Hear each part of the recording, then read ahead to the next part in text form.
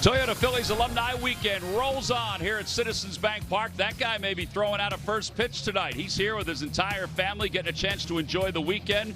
His family's here as well, wearing the number 19. And Aaron Nola will be on the hill tonight for the Phils in Game 2 of this 3-game series against the Jays as the Phils try to come back and pick up a victory.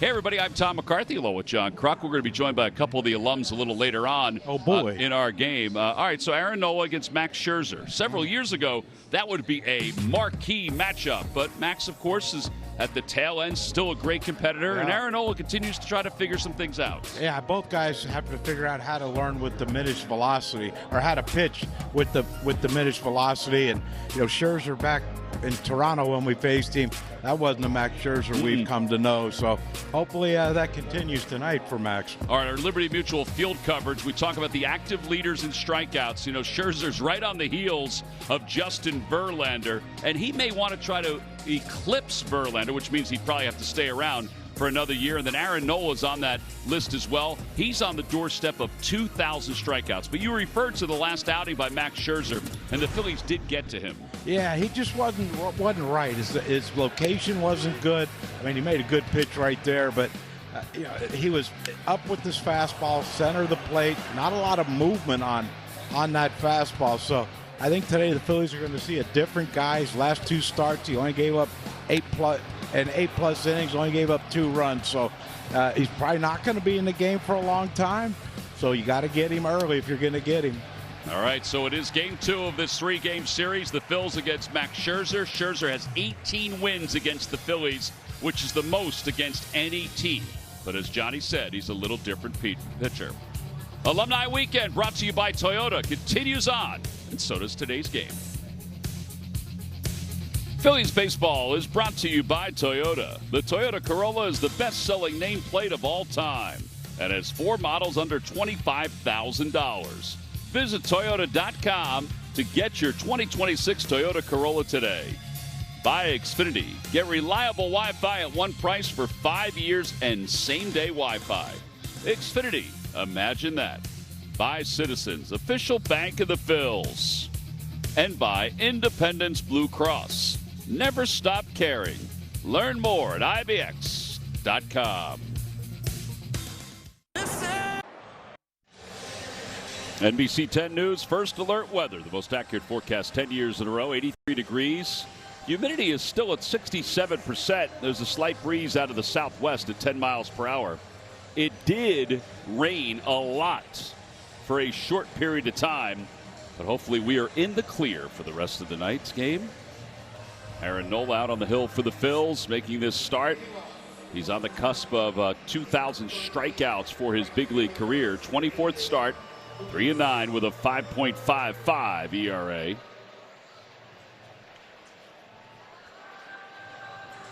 Facing off against Max Scherzer, which he's done many times before. And Lucas will lead things off. He was part of the barrage last night for the Blue Jays. He's 3 for his last 31, but last night he was 2 for 5, hitting .263. Well, here we go. The first pitch of tonight's game, Saturday night at the ballpark, is brought to you by Audi. And we are officially underway. And it's bounced foul up the third base line. No balls and 1 strike. Blue Jays are 55-62. They're 5th place in the American League East. They're the defending American League champions. They just have not had the same kind of magical year that they had a season ago. A lot of that is due to injuries. No balls and 1 strike. Inside, 1-1.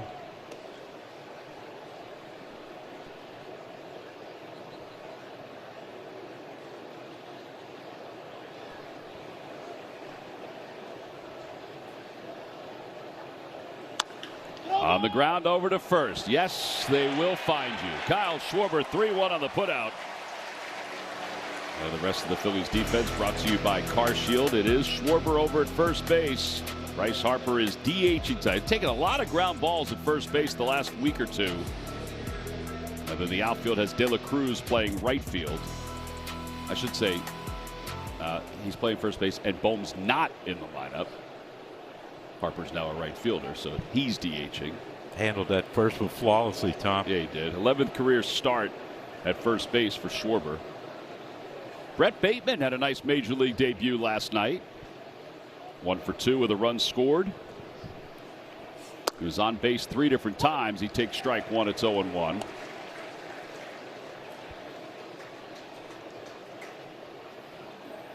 .311 with 3 home runs in the minor leagues. He also stole 20 bases. Former 8th round pick by the Cubs, just acquired by the Blue Jays from the Chicago Cubs. Outside, you will hear Brennan Miller, the home plate umpire tonight. He can be a little loud, which is good. Yeah, there shouldn't be no hesitation when you need to tap your head. Youthful exuberance. Brennan Miller behind the plate, and Brock Ballou over at first base. 2-1 again, outside.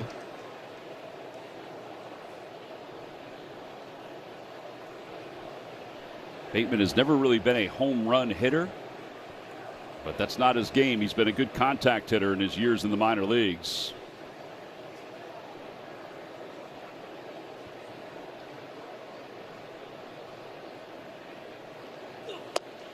Swing and a miss, 2-2. Little grunt by Aaron right out of the gate. A little indifferent swing by Bateman right there. What if he thought it was going to be the same pitch that he saw the last 2 that were off the plate? It was heading that way, but that one definitely was on the edge.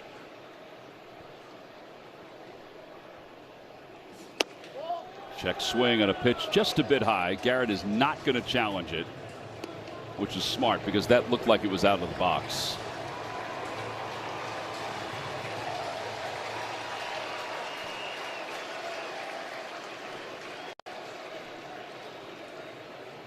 Aaron, 112 wins during his big league career. That one's out to center field. Crawford will go back on it, and he's under it, makes the catch. Rest of the Blue Jays lineup brought to you by Xfinity. One internet price, 5 years guaranteed. Vladimir Guerrero's coming up, and I think Blue Jays fans are breathing a sigh of relief because he is back in the lineup, even with the hamstring issues he's had. But George Springer was supposed to start tonight, but he was a late scratch by the Blue Jays. Vladimir is 0 for his last 12. Did not play in the Cubs game, but was 0 for 7 against the Astros. I don't want to jinx anything, but he's just not hitting home runs the way he usually does. 1 ball and no strikes. That was a good pitch. Yeah, I don't know what explanation they have for the power numbers of Vladdy Jr. It's a mystery. Like, this guy should be a 30-homer guy every year. Just off the plate, 2-0. Yeah, last year, 23 home runs. This year, 6 home runs. His numbers are down. Springer's numbers are down. That's what he was last year at this point in the season. 2 balls and no strikes. That's in there at the knees, 2-1. If you read some of the reports about it, they talk about the angle of his bat is way flatter this year, the way his swing is coming through. In fact, it's dropped 9 degrees, the angle of his bat when it comes through the strike zone.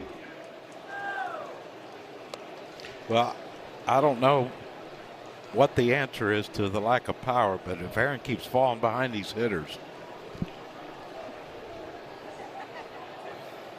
Yeah, he's allowed 28 home runs this year. Aaron has.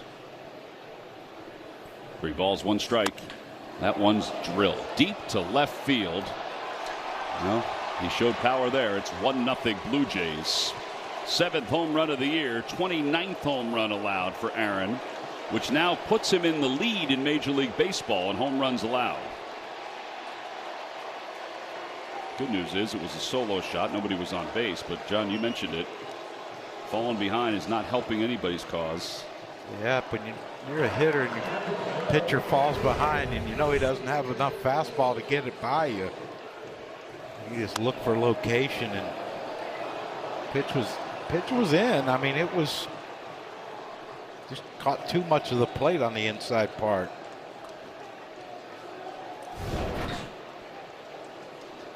Oh, they got props now. They have the jacket. Yeah.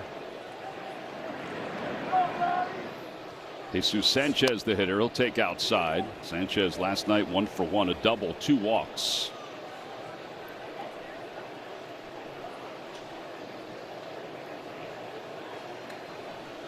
You got a lot going on at home plate, really Tony. An emphatic nod about something.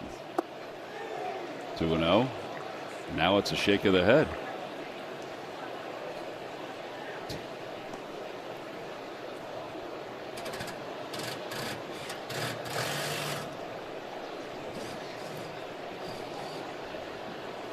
Sounds like we're fixing something. Yeah, it sounds like it. Trying to drill something. It's stripped. That's a strike, and it's 2-1. Wonder where that is. It's got to be close to a crowd mic.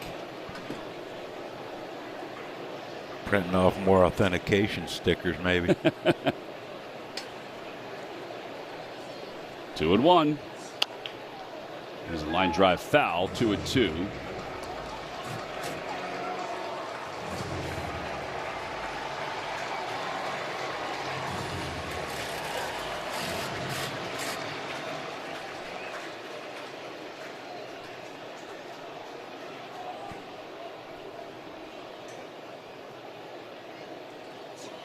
In the dirt, 3 balls and 2 strikes. He's trying to do some kind of Juan Soto little move there. Yeah, special stuff. Well, 3-2. It's 19 pitches now for Aaron, 10 balls. Trying to get through this first. He's allowed a run so far. Had the payoff. And a called strike 3 right on the inside part of the plate. That's a beauty of a pitch. Looks like Sanchez even agrees with it. 1 run on the home run by Guerrero. We'll head to the bottom of the first. Glad we got his approval.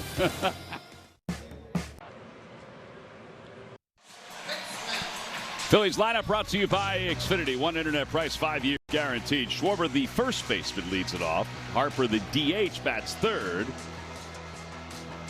In right field, it's De La Cruz batting 8th. Garrett Stubbs doing the catching, hitting 9th.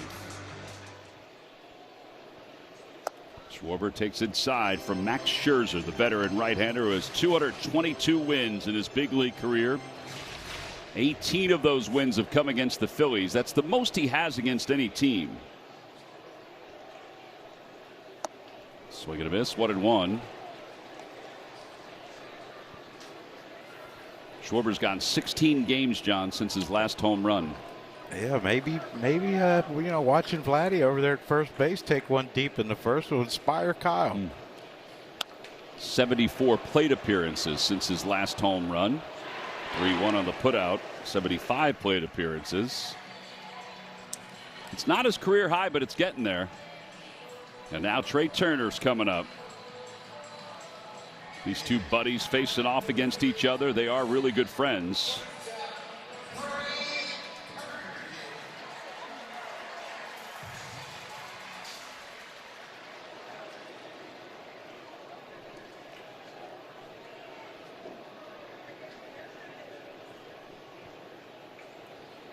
Turner 3 for 8 against Scherzer in his career. 94, he still can bring it at a pretty high level velocity wise. It's more command for him. Yeah, that's the key. If he's hitting his spots, he has a pretty big array of pitches. Since coming off the injured list, he's pitched in 2 games, 8 2/3 innings. He's allowed just the 2 runs.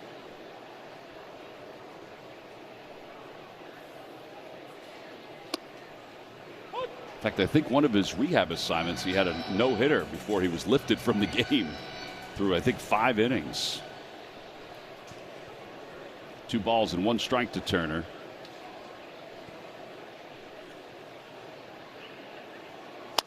Off the end of the bat, flared out to center. That's going to be a base hit. And Turner's aboard, a 1-out single.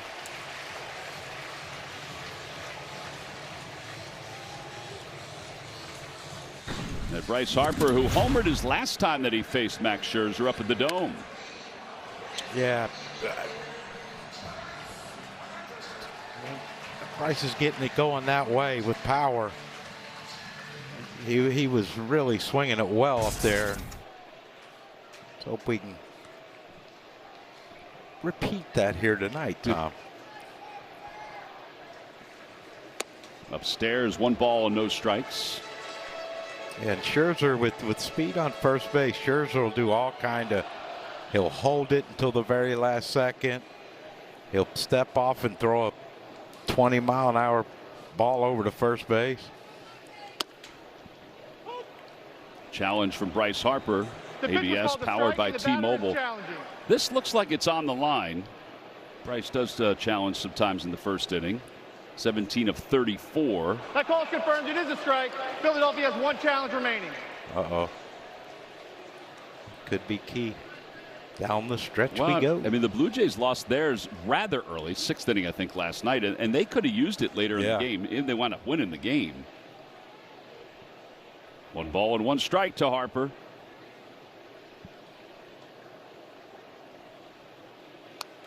Oh, man. Foul back 1-2. That was a changeup up in the zone. That big flashing neon sign, Tom, hit me.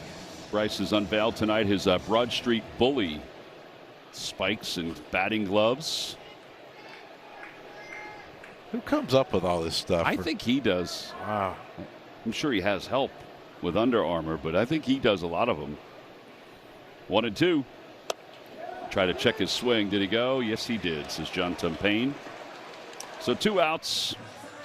3,513 strikeouts for Scherzer.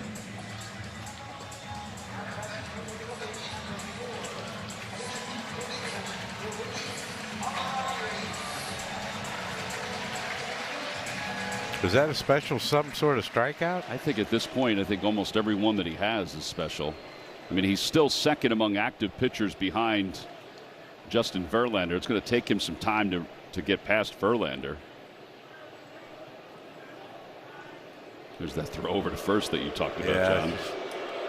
Just, if you're Vladimir Guerrero Jr., you just have to be patient. It'll get there.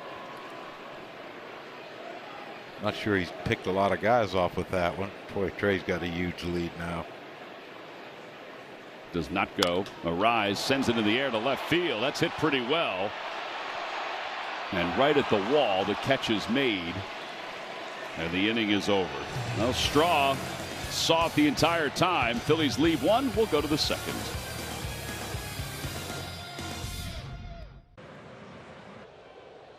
Wirecap is brought to you by Comcast Business, all in connection and protection your small business can rely on.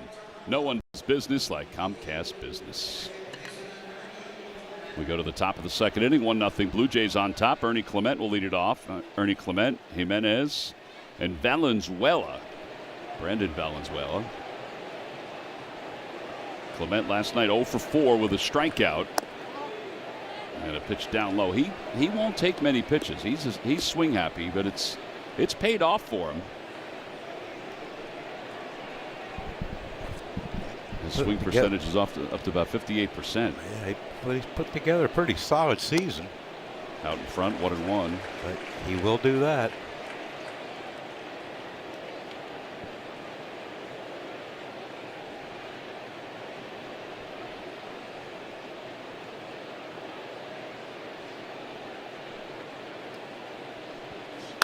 Opposite way, that's going to drop in for a hit. And he will do that. Yeah, the left side of his body started moving toward third a little bit, and he just kept the bat back enough to punch it into right. You always have a chance if you keep your hands back. Yeah. Yeah, he's a good player.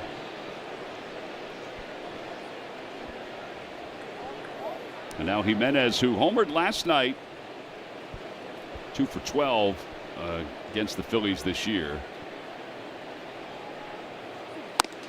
Swing and a miss, 0-1.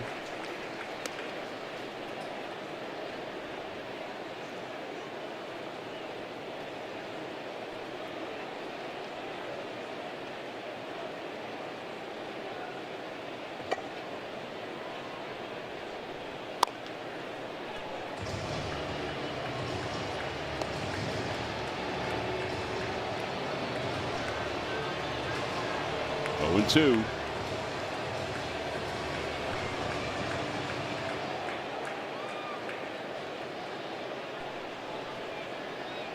Clement, who's leading off first, has stolen 4 bases, caught 1 time.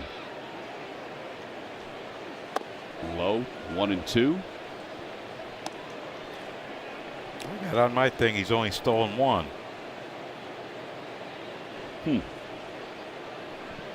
I got 4. 4 for 5 I got. Can't trust the lineup makers. Swing and miss. And he's down on strikes. That's the 2nd strikeout.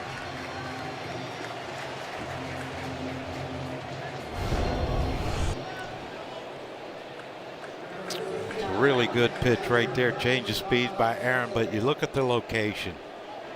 Down, knee high or lower, and that's where he has to live.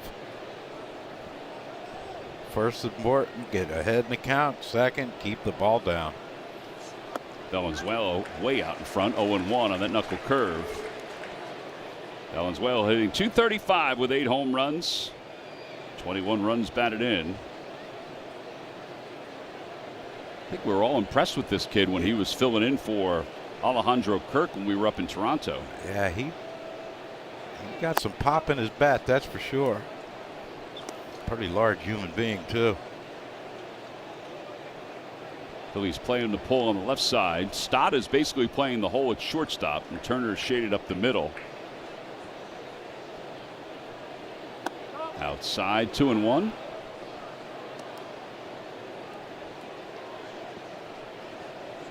All right, 30 pitches so far for Aaron. It's not a good mix. 16 strikes, 14 balls. That's not what we're looking for. Swing and a miss, 2-2. I believe I'd throw him another one of them knuckle curves. I think so.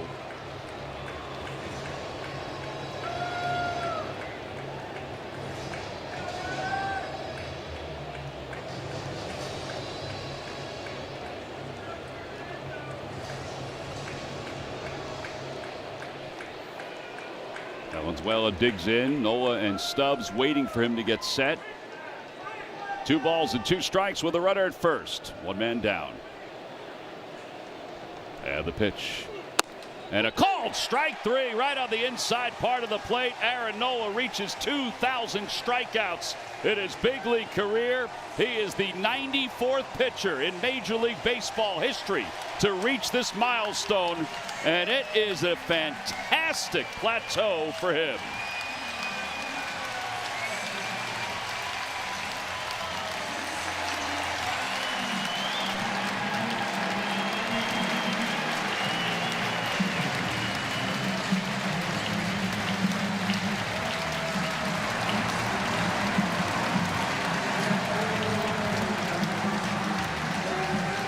Nice job by the Phillies fans, his teammates as well. This man has logged a lot of innings in a Philadelphia Phillies uniform and to become the 7th active player to reach 2,000 strikeouts. That is a pretty big milestone. And he delivers one low to Josh Smith. Yeah, and Aaron took it like he takes a lot of things, Tom. Like hardly any emotion. I did like the fact that he did a little wave to the crowd. Yeah, that's like some guys doing cartwheels around the field. 1-1. That is true.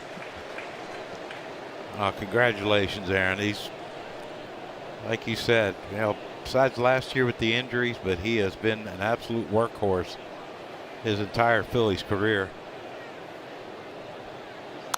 Bounced foul, and it's 1-2. Oh, this is a beautiful pitch from Aaron. Came back off the hip. Oh, that's a thing of beauty. Yeah. There's the cartwheel. That is it. That's a cartwheel and a backflip and a full gainer. The fewest games needed to reach 2,000 strikeouts. Aaron, he and Sam McDowell are 10th on that list for fewest games, right behind Tom Seaver. Over to first. Sudden Sam. How about the list, though, right ahead of Tom Seaver, 305, Pedro, 300, Roger Clemens, 294. I mean, that's a really good list. some of the best that's ever done it list. And the 1-2. Swing and a miss. He got him. He's on his way to his next 2,000. I get 3,000 by the end of the night. 3 strikeouts in a row. He brushes aside the leadoff single. And we'll go to the bottom of the second.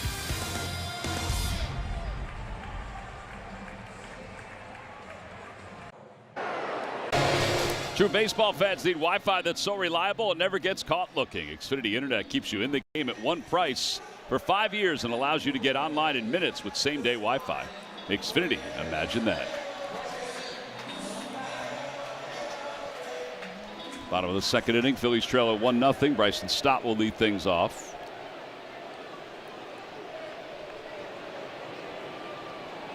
Another awful crowd here tonight. Man, I wonder when we're going to start drawing here. It was cool. They got a chance to see, because of the rain last night, they couldn't see the victory lap by Chase Utley. But he went around today in the Toyota pickup with his boys. They went out and visited the plaque out on the Wall of Fame today. Nice to see a lot of his teammates, his 2008 teammates downstairs. There's Chase's ride. Uh-oh, he lost one back there. Yeah, Mitch needed to catch up. 1-2. Chase, who was, relatively camera shy when he played, didn't like the attention. He keeps pointing to the camera for his boys to kind of soak it in. Yeah, and in his speech last night, he made a point of his kids not liking cameras either. 1-2. I mean, we know Line where that drive out toward left field. We know where that came from. Right. Opposite field hit for Stott, who's hit 5 of 6 now. And since the 1st of June, his batting average is hovering around 300. Bet365 gives us the odds for Brandon Marsh to get a home run tonight. Bryson Stott's now 9 of 15 against Max Scherzer. Let's get some motion going here. Up high, 1-0.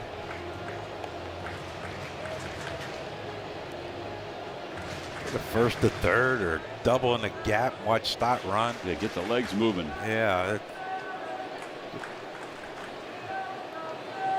Let Max get any confidence.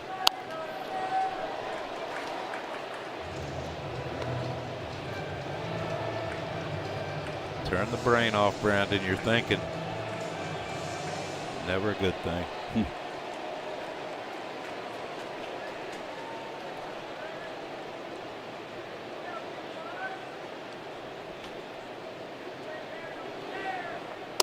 Check swing. Did he go? Yes, he did. So John Tumpain. 1-2. Seemed like his body went more than anything else. Well, no. Yeah, the bat went too. That went kind of far.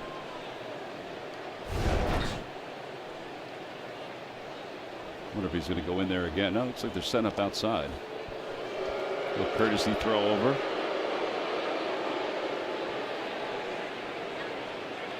Vlad using Alejandro Kirk's knuckleball glove mid over Yeah, first I wonder base. what happens if that guy comes in throwing knuckleballs. Do you have to give it to Valenzuela? I don't know. Waldron does carry his own knuckleball glove mid with him, but they opted to use the pretty one. Yeah, I just don't understand the rule. Like, what difference does it make what glove the catcher uses? Like, honestly. What, for a knuckleball? Or Any, just in general? Up high, 3-2. I just don't understand it. Dusty Watson showed me his knuckleball mitt today. It obviously is bigger. Yeah. 3-2. See if Bryson's on the move here. He does not go. Pitch fouled off to the left and out of play.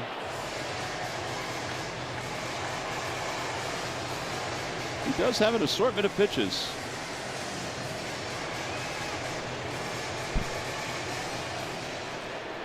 See my lovely daughter over there in the alumni suite. She would have caught that if it bounced up. Yeah. Fly ball down the right field line. Lucas is over and out of room. Apparently there's a guy sitting below him with a, she sent me a picture of a Larry Anderson jersey. Guy wearing a Larry Anderson jersey. She loves Larry, boy. Damn. She loves Uncle Larry and Uncle Tom.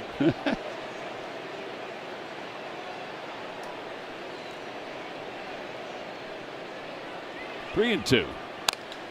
That one's out towards center. Bateman is on the run back. He's under it, and he'll make the catch. And one out.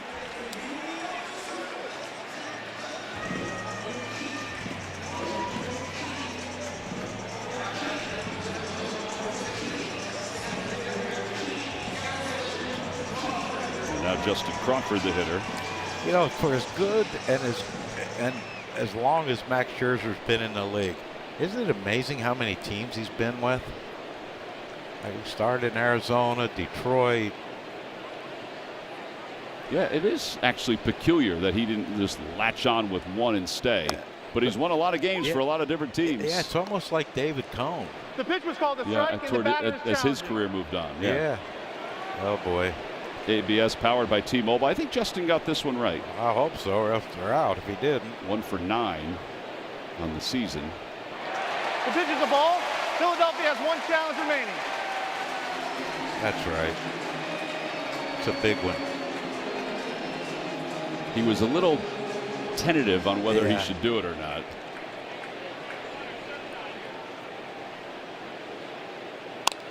Fly ball center field. Not that deep. Bateman is in. He says he has it, and he does. And now 2 outs. And it brings De La Cruz to the plate. Plan your 2027 baseball adventures with Phillies Vacations. Explore 3 exciting road trips to Toronto, Miami, and St. Louis. Experience the excitement of spring training or set sail on our Vacation in Paradise cruise. Enjoy exclusive experiences with fellow Phillies fans, while Phillies Vacations takes care of every detail. Visit Phillies.com/vacations to reserve your spot today. De La Cruz standing in.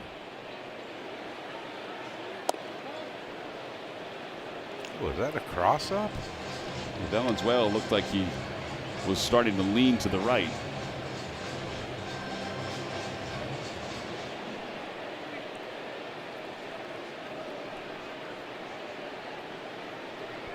One ball and no strikes. Right down the middle, 1-1.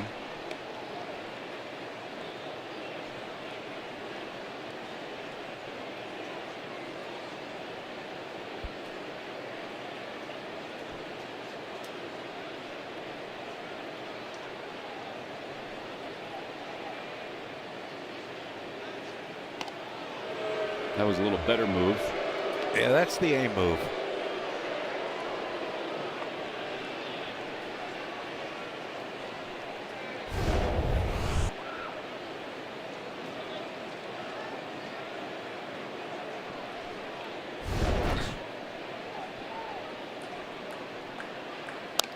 Fouled back, and it's 1-2.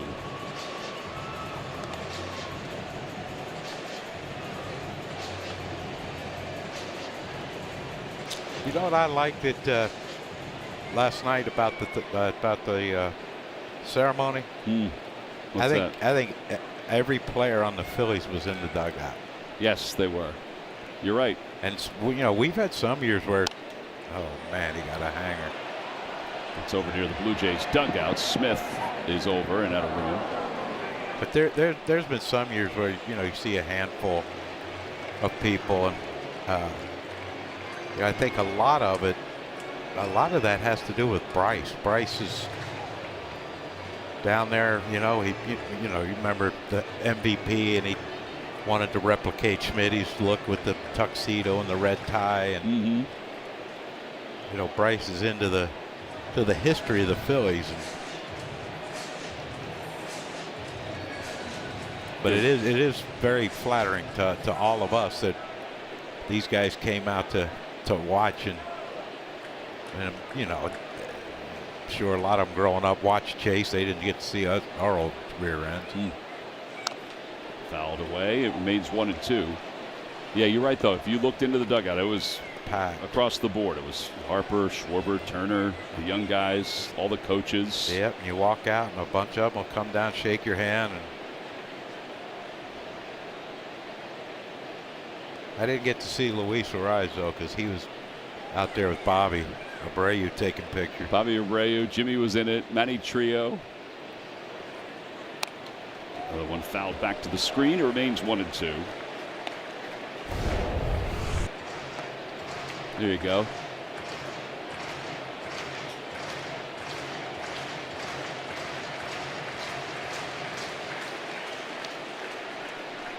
Pat the bat.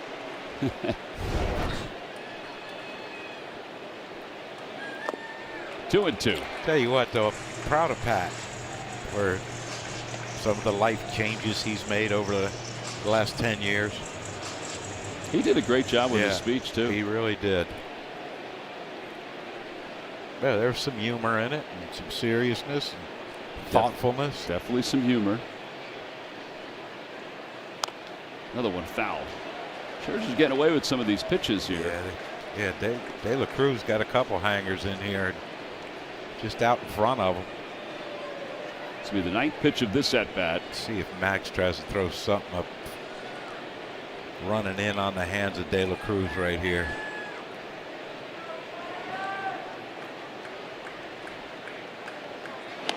Another throw over. That's the second disengagement. Change up. Talked to Don Mattingly today, who was around Scherzer last year, of course, when he was, part of the Blue Jays. I said, "You think this is his last year?" He said, "I don't know." He said, he really does like the competition.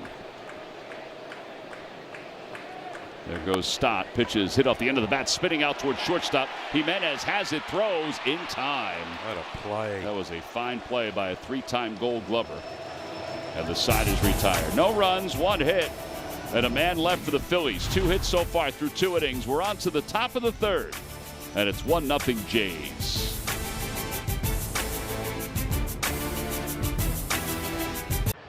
Jays as we go to the top of the 3rd inning here at Citizens Bank Park. Toyota Alumni Weekend continues on. And it's always fresh in our mind when somebody makes a good play defensively to think about Aaron Rowand.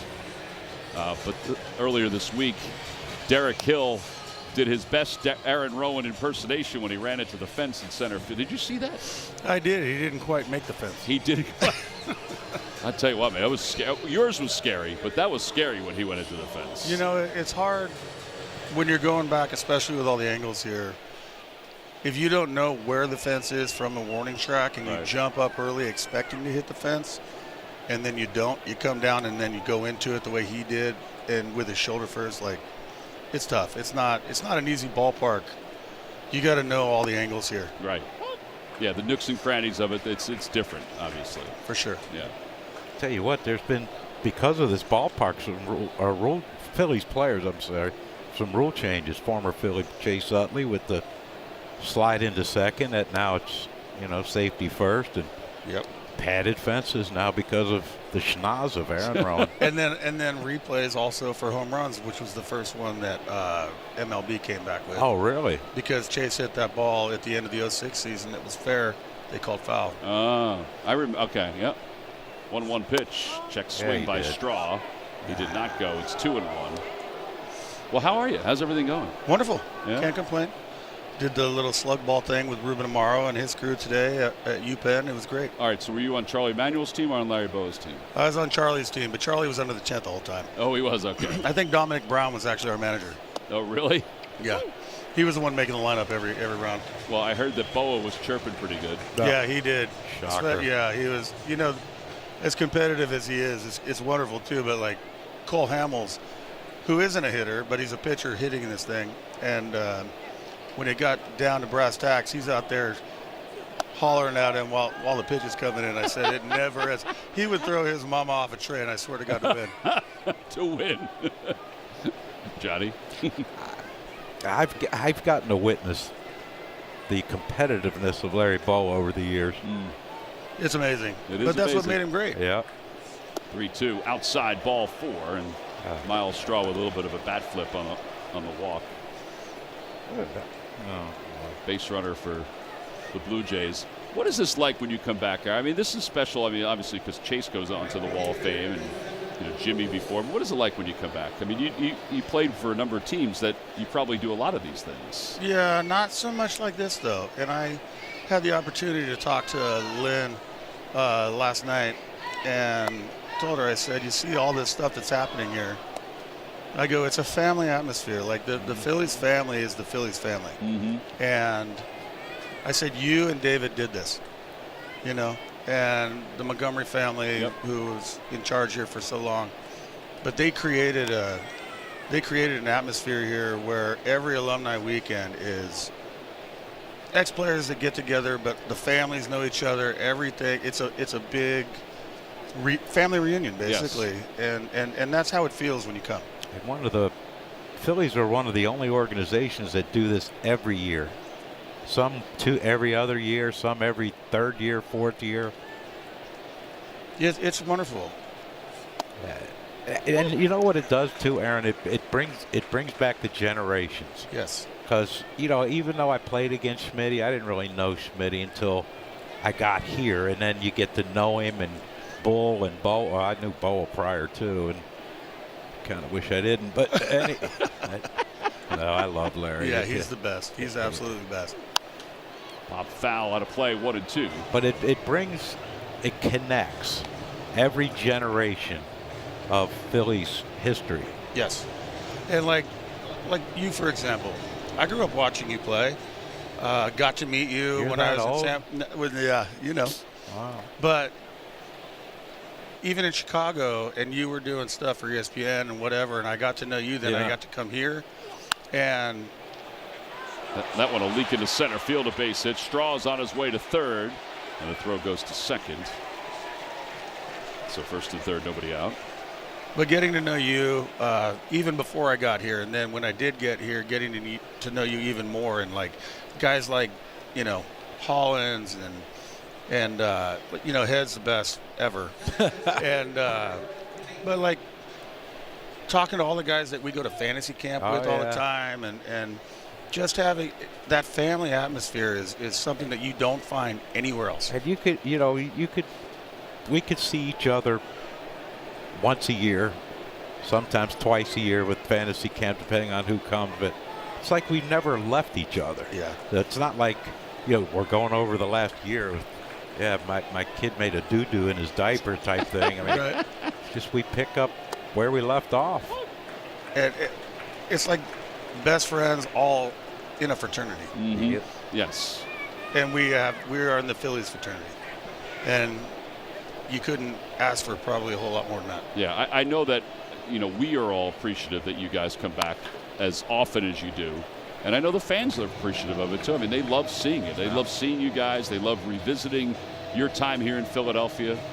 I mean, all of it. And, they showed the 08 World Series against Tampa today on MLB Network. And everywhere around the ballpark, everybody's, like, glued to it. Yep. I was sitting in my house crying when they won. Well, you had more part of that than I hope you understand, even though you weren't here anymore. Well, those guys did it. And the only thing that I will say is that I think that we kind of created a culture of winning, and I was lucky enough to be a part of that. Well, I think there are a lot of people that credit you for what the seed you planted in that clubhouse that eventually led to the success that group had. But you got to think about, like, a lot of those guys were young. Like Pat had been in the league, for a while. Bobby, and then you go into 07, and you got Shane, and then you had Cole, you had Gavin Floyd, you had, and in 08, then you end up with Joe, Doc Joe and Cliff Blanton, Lee, baby. Joe Blanton, but you got Chase. Jimmy had been around for a while. Ryan was young. Chooch came up. It was a group of guys that really played with an edge, and that was what I think made the difference. 1 ball and 2 strikes to Bateman with nobody out, and a pitch back toward the mound. Nola has it, goes to second, and they get the middle runner. Well, it keeps the double play in order. Yep. Yeah. That was a good play. Kept Straw at third base. I thought he was going to come home once Aaron bobbled it. I did too, but Thank goodness he didn't. As soon as he goes to throw, I'm gone. Yeah. Right? Yeah, he never even looked at third. I think he thought it was a bygone conclusion that Straw was running. Right when he picks it up right now, you go. Mm-hmm. Because he ain't even going to look at you. But that was a good play. Way to keep him there. Yeah, and Turner able to keep his foot on the bag. It brings Vladimir Guerrero to the plate, who homered to give the Blue Jays a 1-0 lead. His first time up. That was back in the first inning, just his 7th home run of the year. And a pitch in there. It's no balls and 1 strike. How much do you think 07 helped the 08 team, Aaron? Just getting to the postseason. I think we created kind of a culture of winning, I think. I think that everybody gained confidence about what we could do. And then when you add guys like Cliff Lee and Doc, 2 amazing pitchers that you add to your starting rotation. I can tell you from experience of being on winning teams, it starts with the pitching staff, and it starts with going to the field as a position player going, you know what? I like our chances tonight. We're good. We got Doc going against so-and-so or Cliff Lee going against so-and-so. Okay, we only need to score a few runs and we're going to win this game. And that gives you confidence before the game even starts. Outside, 2 balls and 1 strike. Winning the World Series with the White Sox and winning one with the Giants. Is that the pinnacle for a player to be able to do that? Absolutely. It's all the hard work, the blood, the sweat, the tears, the time, everything that you've ever done to be able to get to the top of the mountain. Well, your manager with the White Sox is a dandy. There's a line drive to left. That's going to bring home a run. One of his closest friends. And I love him like a father. Him and Charlie Manuel are like the 2 greatest managers that I ever had the opportunity to play with. Under. Yeah, you should have seen him when he was 16 in the minor leagues. Managerial material at that point, John? Well, I'll tell you this. In A-ball, he was the smartest player on the team. We're talking about Ozzie Guillen. At 16. Yeah. At 16.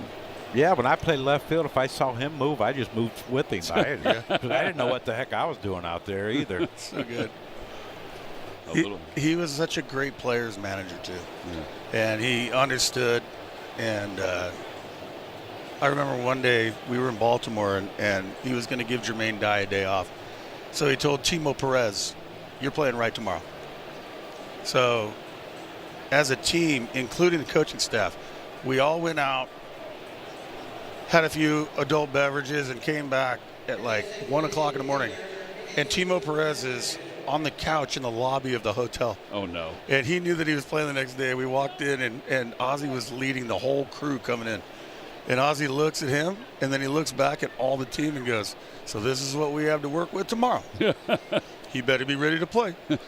And I'll be damned if he didn't go 2 for 3 with a bomb the next day, too. Well, he was rested. He was soaking it in. Pat and Chase both said something. You mentioned Charlie, about how Charlie gave them this feeling of confidence, invincibility.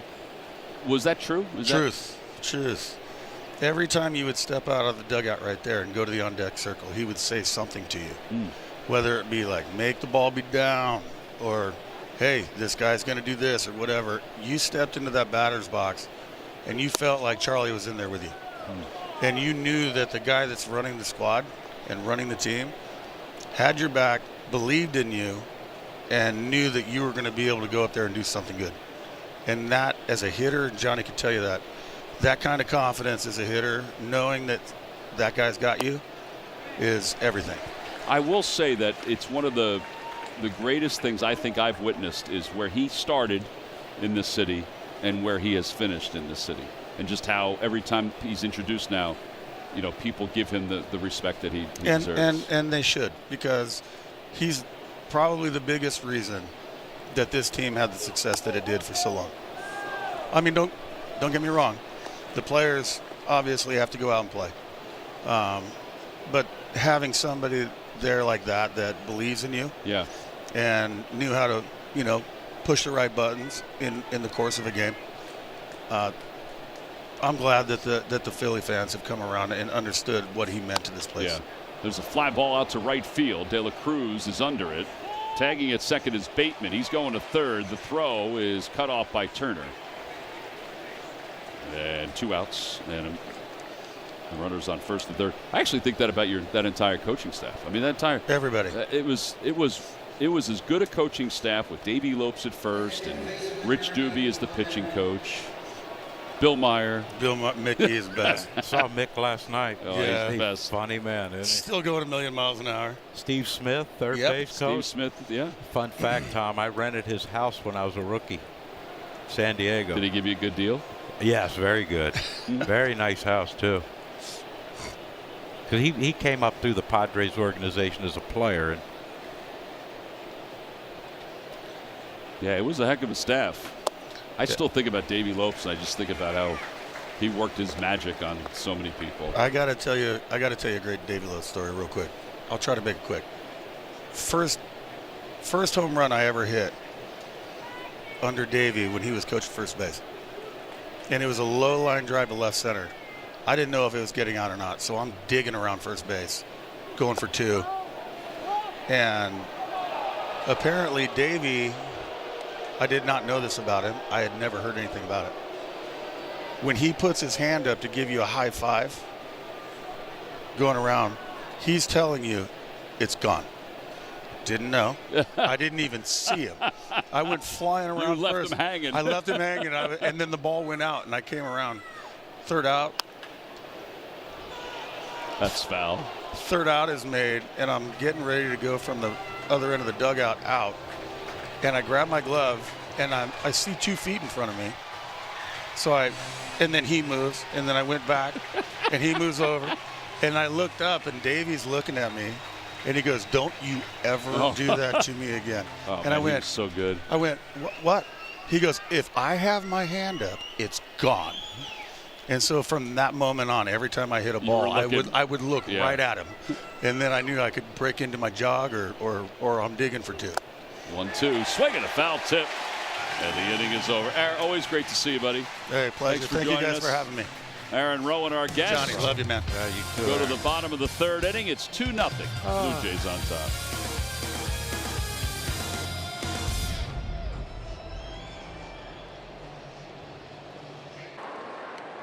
Brought to you by your local Delaware Valley Honda dealers. Hurry to your local Del Val Honda dealer. Visit DelValHondaDealers.com. By the Pennsylvania Lottery. Visit PALottery.com or download the app today. Players must be 18 or older. Please play responsibly. Benefits older Pennsylvanians. And by Amazon. Spend less on your kids back to school.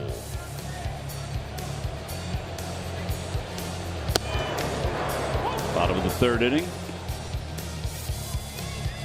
Max Scherzer facing Garrett Stubbs. He delivers a strike. Stubbs hitting 147, 5-4, 34, and he shoots this one foul. 1-2. Wonder if at some point Garrett might try to bunt and test out Vladdy Jr.'s hammy. Yeah, if he brings it with him. Yep. And he is pretty far back. Yeah, 2 strikes. He can go out in the outfield, really, but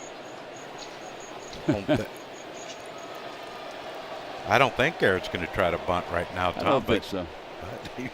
We've seen stranger things. Swing and a miss. 2nd strikeout for Scherzer. Our Citizen Stats leader, speaking of strikeouts for Scherzer, the highest strikeouts per 9 against the Phillies. He and Strasburg, DeGrom. That's not a shock that DeGrom's on that list. We don't see him that often anymore.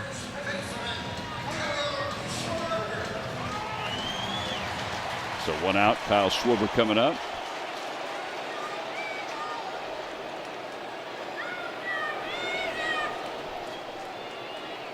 Schwarber grounded out his first time up. Another spinner up the 3rd base line. He did that last night. He hit it a little harder last night. And he's got a 1-out single. 3rd hit of the night for the Phils. Tell you what, man, those leadoff hitters, just shoot the ball off fields, Tom. Gives you a chance.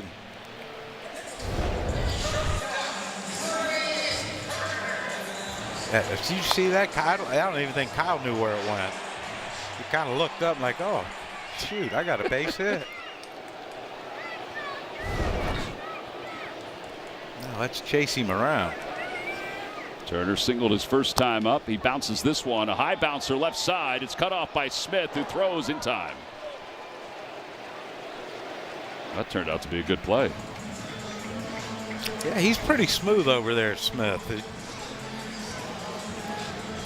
And he made a great decision too, Tom, on our Hyundai defensive play of the game by coming in and getting that ball in the air. I mean, that wasn't even close. Like, so quickly he got that thing in his glove and out of his hand to Vladdy Jr.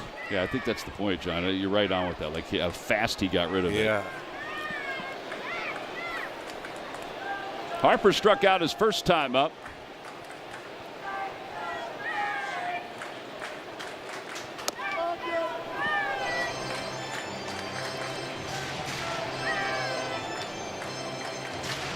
Seems like Max is trying to work Bryce in with hard stuff and then get him to chase with softer stuff in.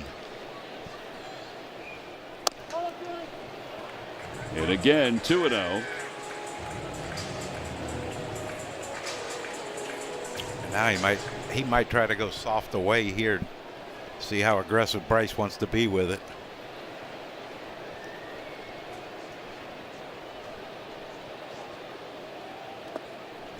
Harper has walked 74 times this year, which is second to James Wood among National League players. It's 2 more than Kyle Schwarber. Yellowwood bringing the lumber. With the count 3 balls, no strikes, his 12-game on-base streak. He is swinging. Change up, 3-0 change up. Hey, look, Luis Arraez is a great hitter. I think that just tells you just how much respect Bryce gets. Because that man's going to put it in play, you know that. Fly ball left field, going back is Straw, back toward the wall. He jumps and he makes the catch. He just missed it, and the inning is over. No runs, 1 hit, 1 man left, and a long out for the final out as we go to the 4th.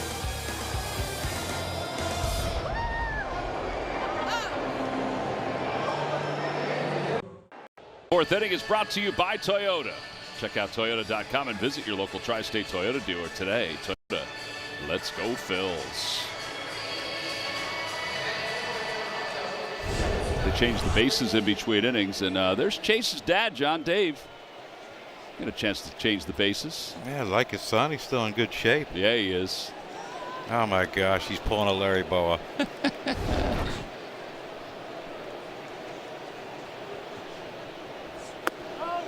Jimenez stands in. He struck out his first time up. Aaron has struck out 5.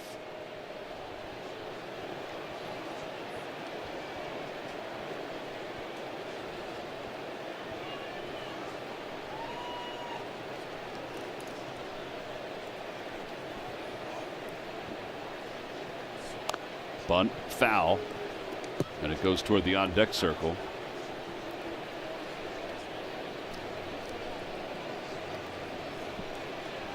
One ball and 1 strike. Jimenez 4 for his last 8 with a couple extra base hits. 14 hits and 1 home run since the All-Star break. The 1 home run came last night. You're happy to witness that, baby. Bouncer up the first base line. Nola's going to let Schwarber handle it, and he's safe at first. That's the tough one when you haven't played over there a lot. Is how do you read it? Do you know, that might have been one right there that he should have let Aaron just take it himself. Because once Aaron slowed up and had to avoid Kyle, you know, Kyle had to field and then try to reach for Jimenez, and no chance. Yeah, watch Aaron try to avoid him. Yeah, that's self-preservation right there for Aaron. Oh, yeah. Aaron's a big guy, but that's a big old bear over there at first base, man. Well, Valenzuela struck out his first time up. He fouls it back. It's 0-1.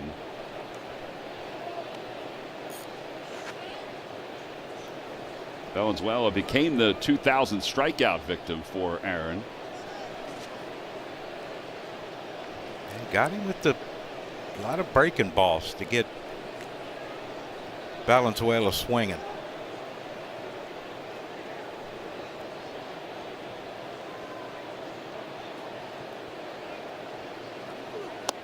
Swing and a miss, 0-2.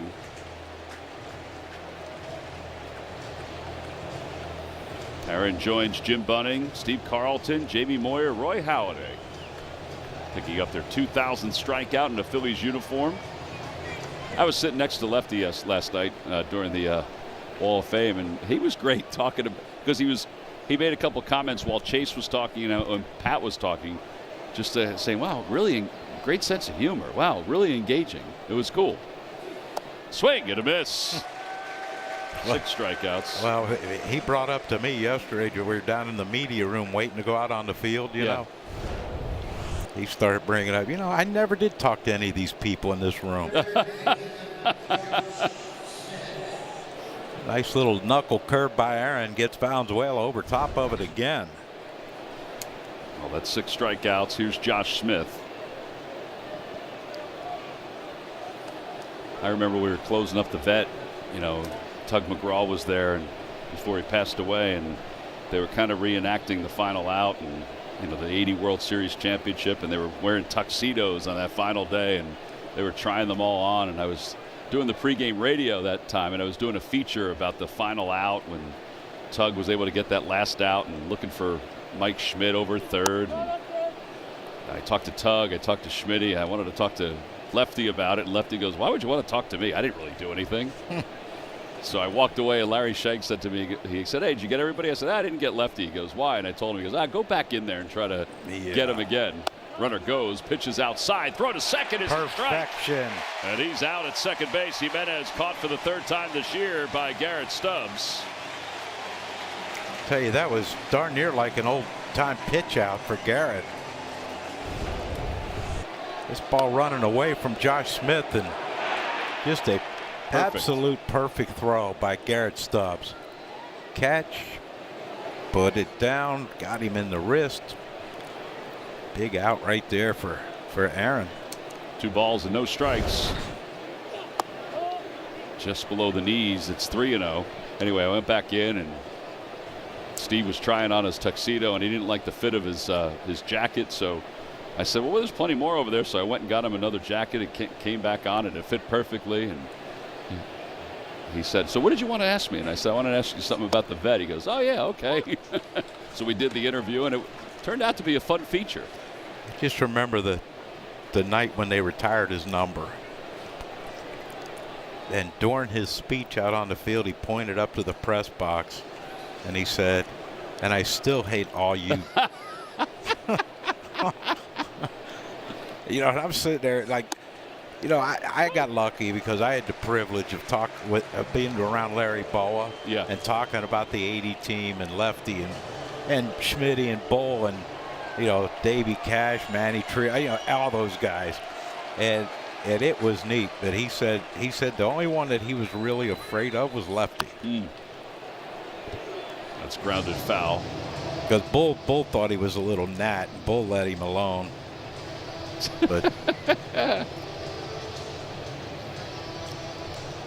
But yeah, so I was prepared for Lefty before I even got there. It was really funny. Oh, he's hilarious, man. And those tuxedos looked really sharp of that final day at the vet. 3-2 pitch. Swing and a foul.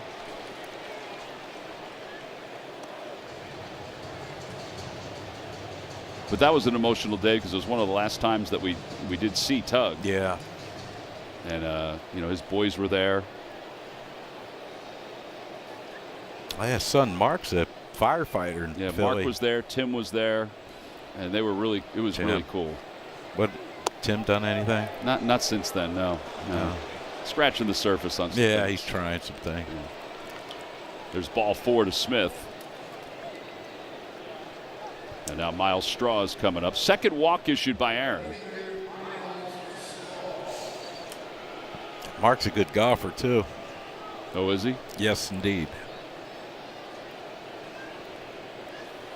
Well, Aaron's pitch count is rising. Straw walked and scored his first time. He was chirping a little bit last night.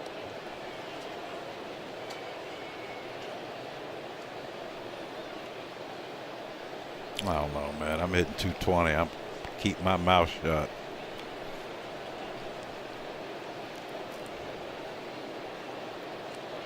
A little bunny hop by Smith. Aaron's just keeping Kyle engaged over there. I thought it was funny when we talked to Bryce about how lonely he gets out there. To turn around, there's no one to talk to. What did he say the first time somebody yelled out a latte order? 1-0. Inside. 2-0. A little change up.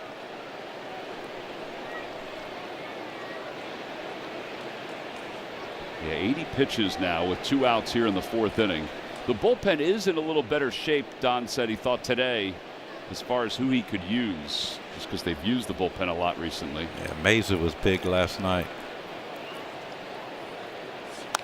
Fouled back, 2-1. Yeah, we asked him about Mesa, and he said he's not sure, but then he laughed because we pay throws every day. Yeah.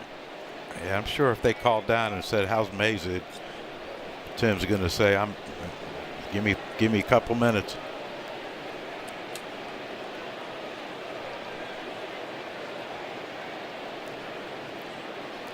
Two balls and 1 strike.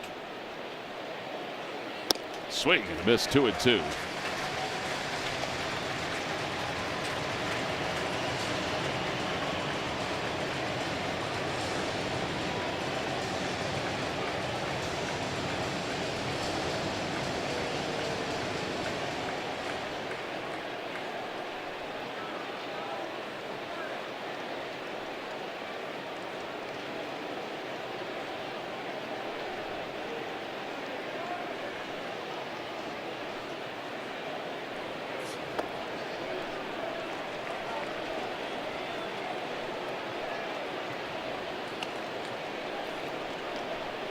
Five full counts for Aaron, 7 3-ball counts. Got a nice lather working too, don't he? He does.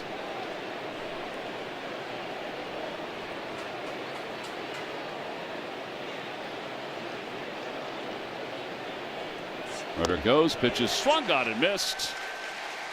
A 20-pitch inning, 7 strikeouts for Aaron. He leaves 1. We'll leave for the bottom of the 4th inning. The Blue Jays up 2-0.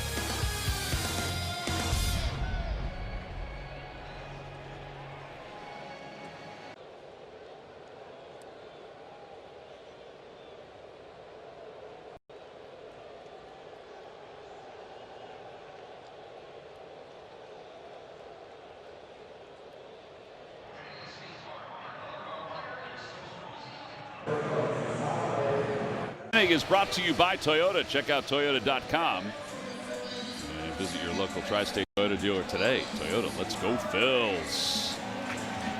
Luis Ariz will lead it off. Look at that little cutie. Enjoying some ice cream. Good shades, dude. Those are nice. Getting some water ice. Ariz takes a strike. It's 0-1. He flied out to fairly deep left field his first time up. Miles Straw made the catch.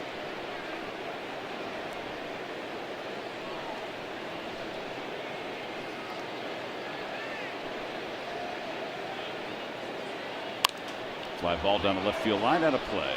And it's 0-2.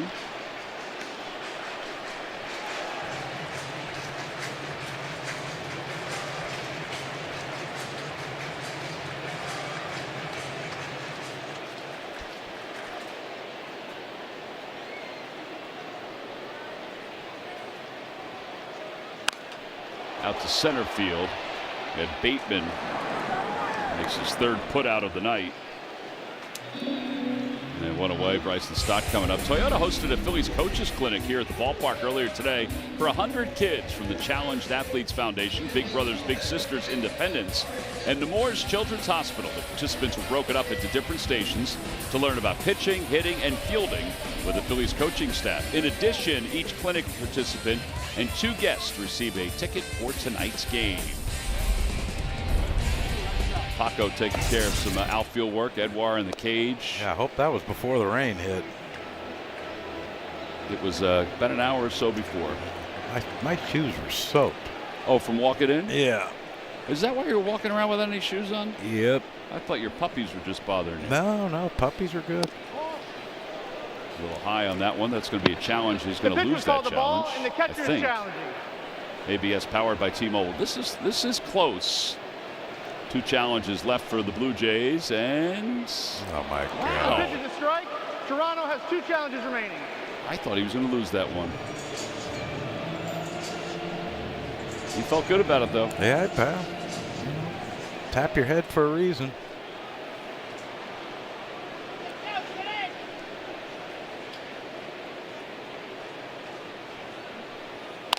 Line drive out to right field, but it's right at Lucas. And he makes the sliding catch.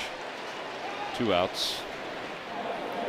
And here comes Marsh. Tell you what, though, another well hit ball by Bryson Stott. Single to left with first at bat.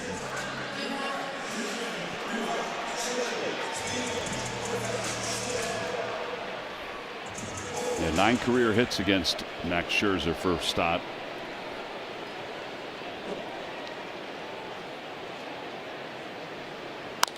Out to left field. Straw heading back. He's under it. Camps out. This is a fast inning for Scherzer. And the Phillies go down 1-2-3. 7 pitches. We'll go to the 5th. It's 2-0. Blue Jays on top.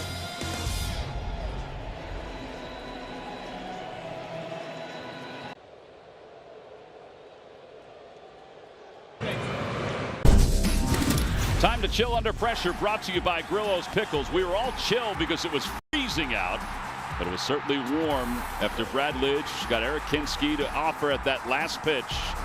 And just iconic scenes. This is a great shot right here. The final out of the 2008 World Series, and then Brad, well, he was crushed after that by a mountain of men. And he joins us up here in the booth. At what point did you say, I can't breathe, I can't breathe? You know, I honestly, like, I was at the bottom of that pile, and you know, there's all the dudes on top of me, and I think Victorino did like a double jump on it, but I was still screaming for joy on the bottom, even though I couldn't breathe. And at some point, my foot was up by my head. I don't remember when or how that happened. But good thing you're flexible. Yeah, well, it's not that flexible. It's when Ryan Howard came and got you up high. He did. Oh yeah, no, he knew what he was doing. I mean, he flattened us out, me and Chooch at the same time. Poor Chooch. Pretty good takedown. Well, 2 balls and no strikes to Nathan Lucas. It's still, you know, the game was on today, and we were in the office watching it, and we were all just like locked in. We all knew it was going to happen. Yeah. But there were some things that happened in that I had forgotten about, including how good J.C. Romero was leading into you. Oh, man. I mean, the whole year, right? The bullpen is absolutely incredible. But that was what J.C. and I were talking about that earlier today, and I was like, look, besides having an incredible defense behind me, that year wouldn't have been possible if, you know, him and Madsen and Durbin and Scott Air and Clay Condrey, all these guys did such a great job. I never had to throw in the 8th inning. And that was different for me coming from Houston, where, you know, I had to do that a little bit more. It just made life so much easier down there. I'm glad you brought that. I'm glad you brought up like Clay Condrey and guys like that. It's true. It's very true. But you were up in the 8th inning, though, weren't you? I mean, sometimes game 5. At that game, I was playing catch. Yeah. Just in case, you know. But really, you know, for me, it was like there was never really anything to worry about because I knew they were going to take care of business. But yeah, I mean, we had to be prepared for just about anything. And honestly, like, it was so cold we had to get warm earlier than normal. Yeah, get you there. Here's Brett Bateman. All right, so I did Ben Davis and I in Detroit. We were at a luncheon about a month or so ago with some Phillies fans. And there's a fly ball foul down the left field line. And we met a young woman huge Phillies fan, who watched Game 5 in Iraq. She's a member of the United States Army at the time. And she watched it there. And she had this commemorative coin made, which has the Phillies logo on the front. It says 2008 World Series champions. And it says Operation Iraqi Freedom. Wow. So, and she asked me to give it to somebody from the 2008 team that would appreciate it. And I thought about you. Oh. So I'm going to give that to you. Wow. Thank you. Yeah, it was a really cool moment to listen to her talk about watching the World Series championship in Iraq. Well, it's an honor to have this. Thank you. Yeah. And obviously, needless to say, I appreciate what she did. And yeah, wow, that's really cool. Yeah, I mean, it's just how much it affected so many people, so many Phillies fans, wherever they were. and still to this day. Yeah, I mean, I've never, for me, when people are coming up after, for so long after that game 5, and saying you have no idea what this means for my dad, for my grandfather, I didn't really realize how generational and how important it was for Phillies fans, and just being so fortunate to be a part of that team. But I mean, what an incredible place to do what we did. And man, I just, it still gives me goosebumps to watch it. It still gives me goosebumps to be here and talk to the fans. That will never end in my life. No, you all will be remembered forever. Yeah. Just like the 1980 guys. Yeah. You made history. Well, and history 83 doesn't and 93. Yeah, we got our ass kicked, though. Yeah, it was a pretty damn good squad, though. Yeah. Yeah. You guys are remembered for a lot of stuff, actually. Yeah. Here's the 1-0 to Vlad. Yeah, we always said that Pat Burrell could have played on our team. Yeah, he would have fit right in. Yeah, he would have. De La Cruz makes the catch. Brad, we're going to keep you for another half inning if that's okay. We're going to go to the bottom of the 5th inning. That was really quick because I want to talk to you about what you're doing now with the Phillies down 2-0.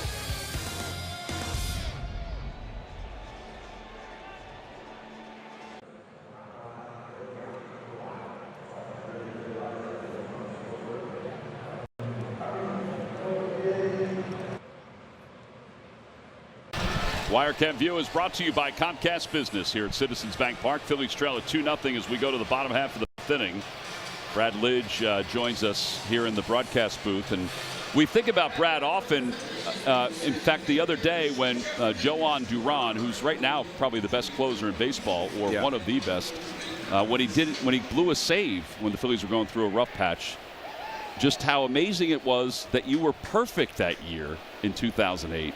And how hard it was to be perfect that year.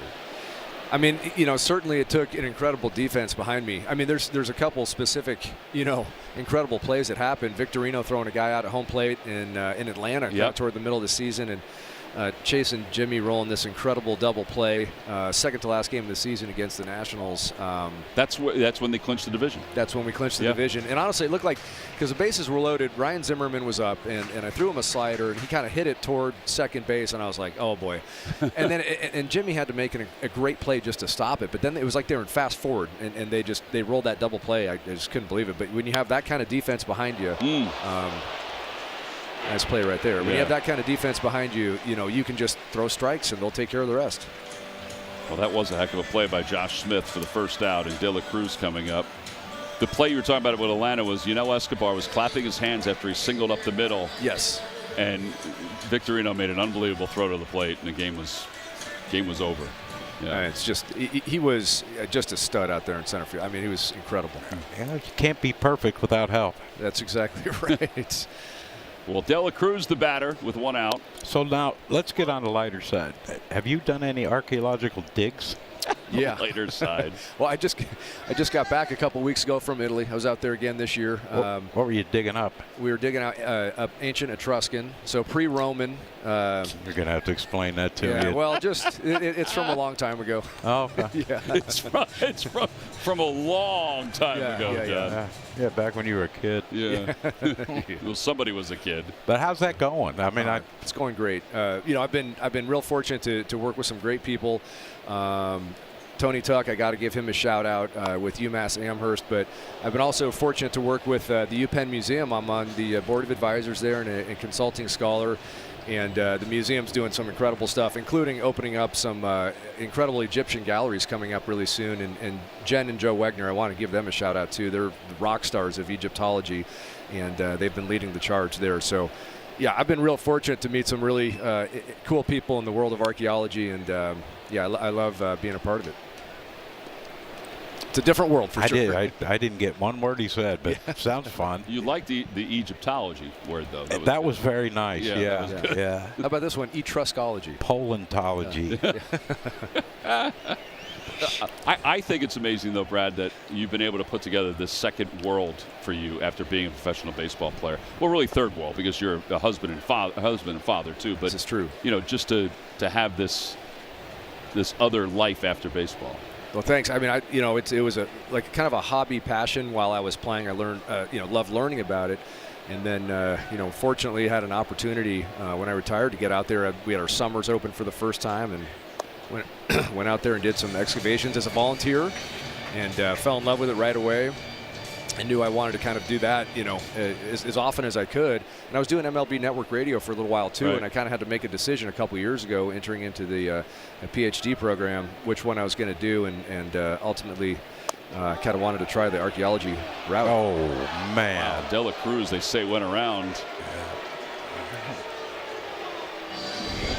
Man. Well, he went a lot more than I thought he would. Yeah, he went a lot more than I thought he did. Well, the good thing about the MLB radio, if you ever want to do that again, it'll be there down the road. Something like this is not, it's stuff you can't pass up. Yeah, I've been, like I said, real fortunate to get to some great places, and to be in Italy for a couple months every year. Is no one's going to complain about that. No. Do my best to eat my way around the country. So that got your attention, Crucker. I'm a big fan of pasta. Yeah. 1-0 pitch to Stubbs. Check swing, foul ball. All right, let's talk about guys that you get a chance to see when you come back here. I love seeing Chooch. Oh, yeah. I mean, every time. Yeah, I mean, nothing feels better than a big hug from Chooch. Yes. It's just, he is the best. He looks great, too. He does. He's Is he still playing? Maybe. Like, no one really knows what he does, for a large part of the year. We know he's got horses. We know he's, like, doing crazy things out there in Panama, like helping their country and wherever town he's in. We've heard, like, all kinds of he rescues people from all kinds of, like, different death-defying things that they're doing. I don't even know. I mean, it's worth sitting down and talking to him, but he'll downplay it all.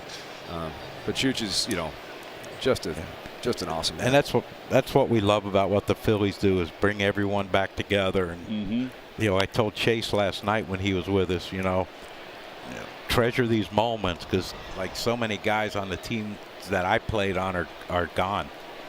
Yeah. And you got to take advantage, because you never know. Yeah, that's right. Yeah, I mean, I completely agree with you, and it's great to see it. It looks like everyone's taking care of themselves, and as we get a little bit older, obviously we're trying. Sickening. Trying to keep things taped together, but it's sickening. Yeah. Jimmy's in shape. Chase is in shape. Ryan's in shape. Ryan Pat Howard Burrell, is really in shape. Pat looks great. I mean, everyone. Yeah. Jason Worth looks like he grows an inch every year. Yeah, I don't he know does what the look story taller. is. You're right. Don't know what's going on there. Cole Hamels is jacked now. I mean, he was always in great shape, but he's like, he's hitting the weights now too. So. Yeah, he comes to fantasy camps and he walks around in his underwear, and we're like, come on, man. Stop it, Cole. Yeah. Yeah. He is a handsome man. We'd all do that if we were Cole Hamels. Yeah. Yeah. Skip the underwear. Line drive out to right field. Lucas comes running in. He dives, and he made the catch. Man, they are just keeping Scherzer alive in this ball game. He is retired 8 in a row. Brad, always great seeing you, buddy. All right, great to see you guys. Yeah, good luck with everything. All right, Grecker, good to see you. Great Brad Lidge, always our a guest pleasure, up here man. in the booth. We'll head to the 6th.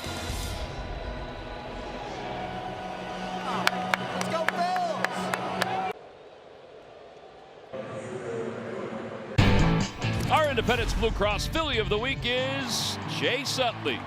The Phillies honored 6-time All-Star and 4-time Silver Slugger Award winner Chase Utley with one of the organization's highest honors.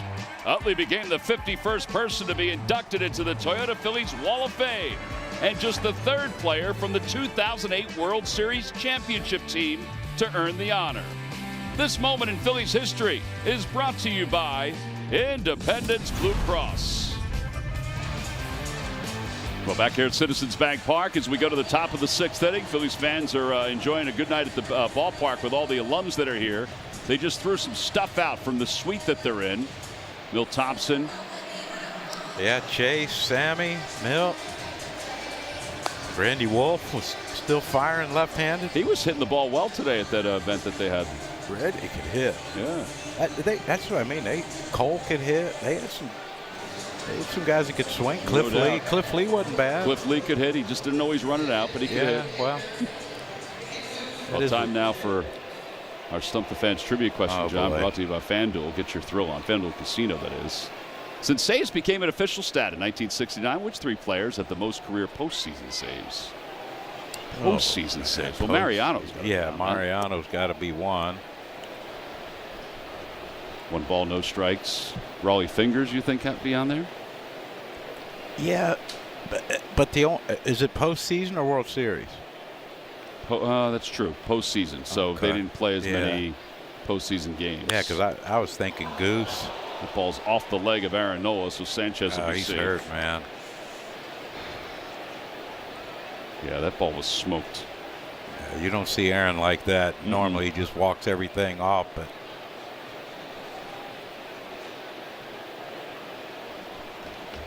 This is 105 off the bat.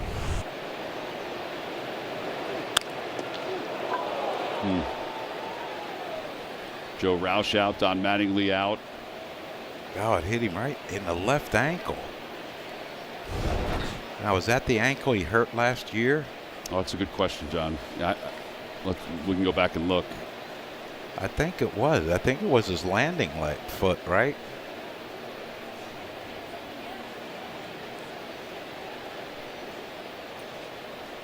Yeah, he's definitely in pain. And you're right. He doesn't usually. He doesn't show this. Raley starting to warm up.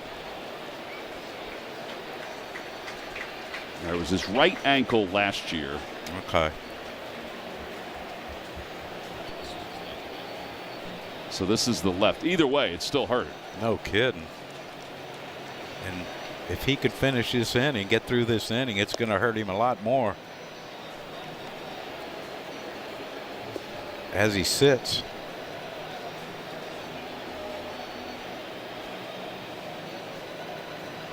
Yeah, because he's a tough dude.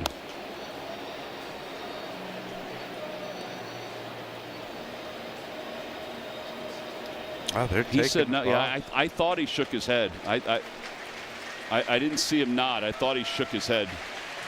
Yeah. So Aaron will exit. So this is the last throw that he made.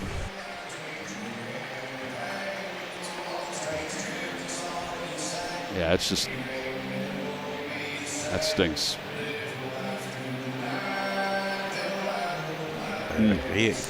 You would never hear him. Yeah, he does not often say that he can't. Yes. Yeah, he would lie with the best of them if he had to. The best of them. He would have good thoughts when he was lying. Good thoughts when he was lying. A respectful lie. Yeah. Brooks Raley's coming on. It's our Nissan Call to the Pen here at Citizens Bank Park.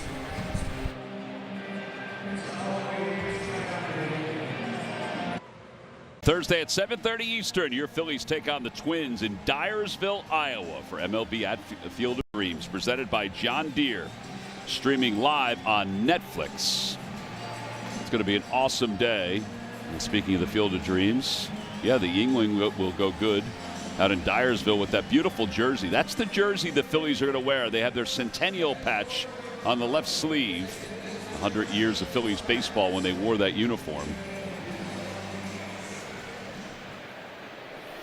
Well, Brooks Raley is going to be the new pitcher for the Phillies. Nobody out here in the top of the 6th inning. Ernie Clement 1 for 2.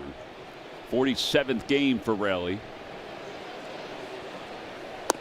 And he delivers a pitch that I guess was low.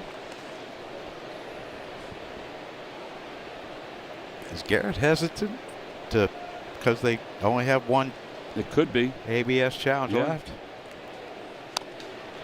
Raley gets him to foul that one. What, Jimenez got all those gold gloves and he can even field them in the on-deck circle.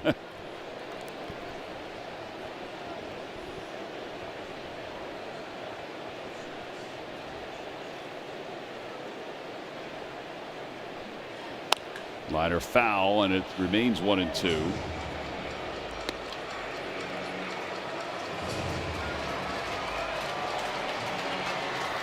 Right off his hands. You had it. You had it. That young lady over there said, use your hat.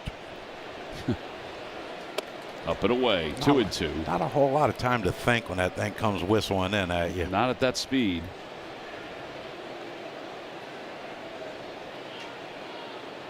About a grounder to third. Swing and a miss. And Clement down on strikes for the second time. So 1 out. You don't have to throw a lot of strikes to get Clement to swing. Pretty good pitch though by Raley right there, just changing speeds on him. He wasn't real happy, Tom. No.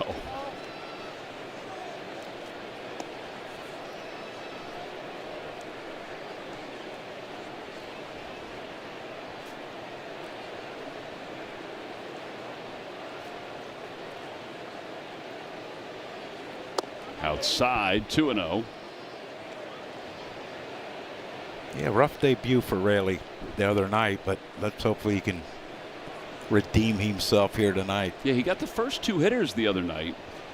Just couldn't finish things off. Gets that one over for strike 1, 2-1. He had a heck of a year for the Mets before the Phillies acquired him. And the Phillies certainly could use what he offers.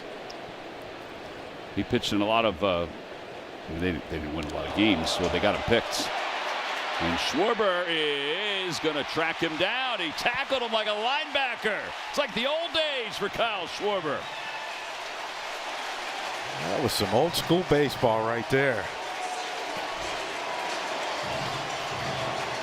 Well, you know, Kyle is a leadoff hitter, so speed is an asset, part of his game. Tell you what, he did it perfect too. The only worry I had was when he dove with the ball in his bare hand, if it would have popped out after the tag. But no, he's going to pat him on the back. He looked comfortable too. Very comfortable. I bet he's a great recliner sitter. He probably would be able to sit in a recliner with the best of them. I love that guy. So it's the only guy Mick Biltmeier wanted to meet. He said, I got to meet him. 2-2. Bouncer back to the mound. Raley's got it. And he'll bring it to the bag in time. A scoreless inning for Raley. 1-3 on the putout. 2-0. Blue Jays on top.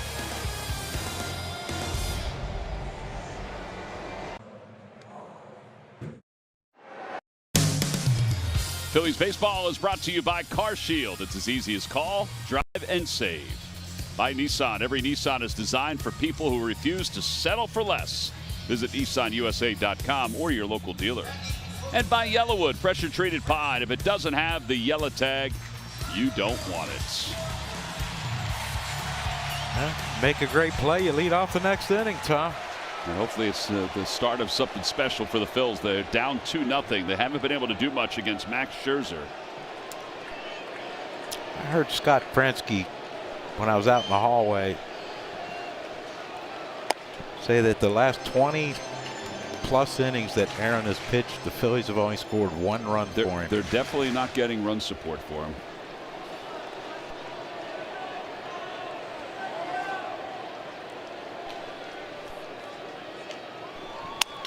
That one's hit sharply foul. It's a broken bat, though.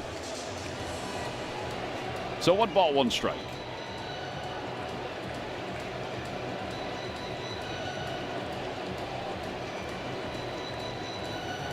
Schwarber had an infield single his last time up over to third. There's nobody over at third, so he just spun it that way. And he hit one sharply to first, where Vladimir Guerrero was able to retire him in the first inning. Fouled back, 1-2.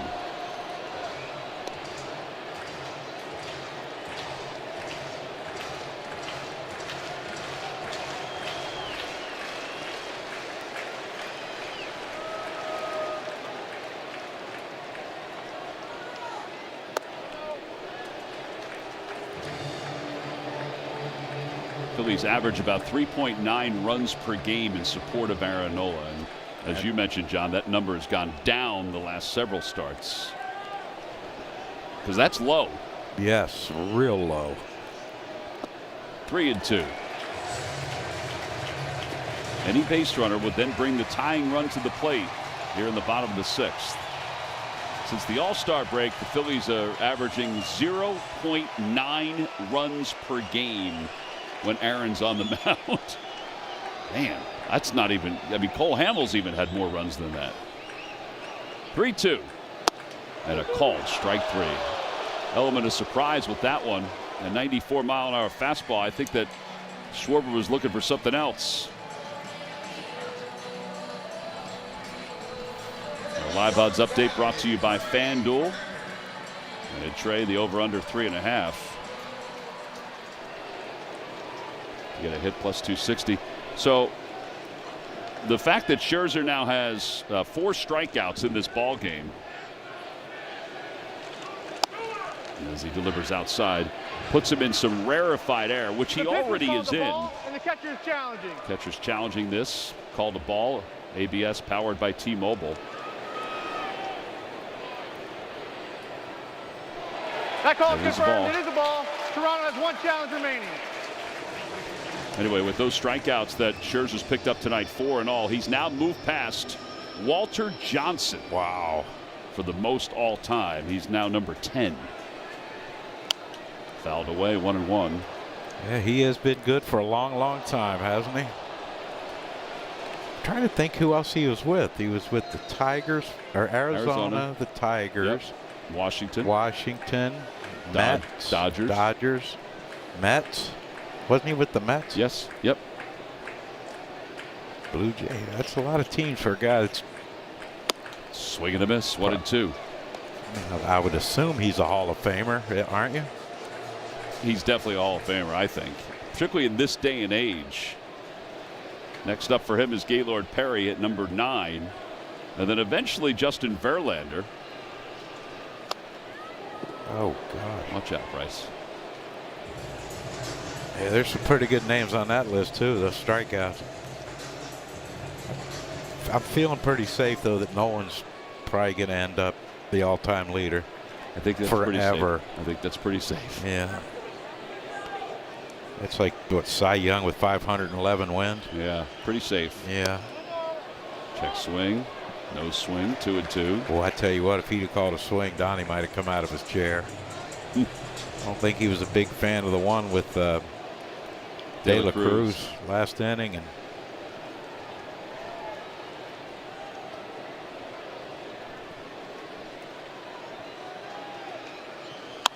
fly ball, left field. That's well hit. Straw's going back. It is gone. Solo home run, Trey Turner. And the Phillies are finally on the board. It's a 2-1 game.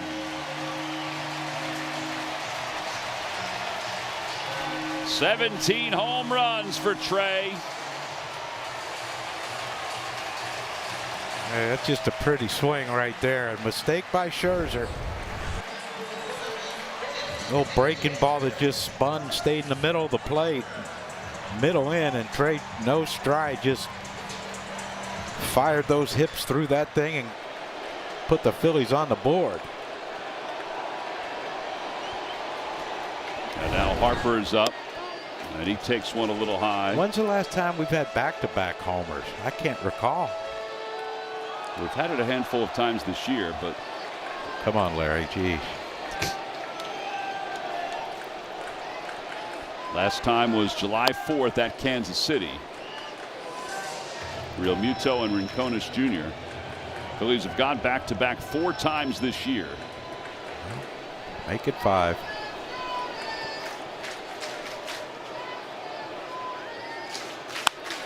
Well, they did. This one is deep to right center field. It is gone. Back-to-back Turner and Harper. It's a 2-2 game.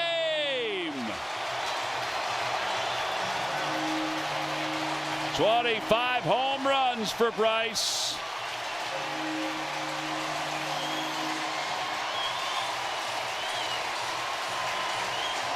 Well, that gets the fans back in it, doesn't it? It sure does. Again, another.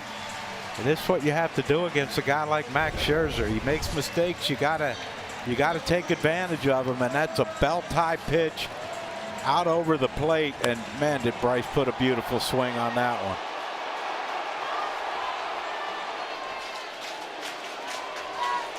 Fifth career home run against Max Scherzer.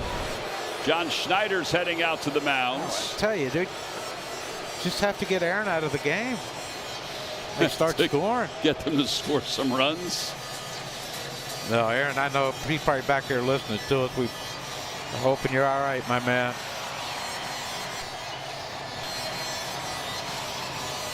And there's the signal from John Schneider. So Max Scherzer's day is done. I don't think he wanted to leave. 2-2 ball game. It's our Nissan call to the pen. Let's see if the Phillies have some more in the tank.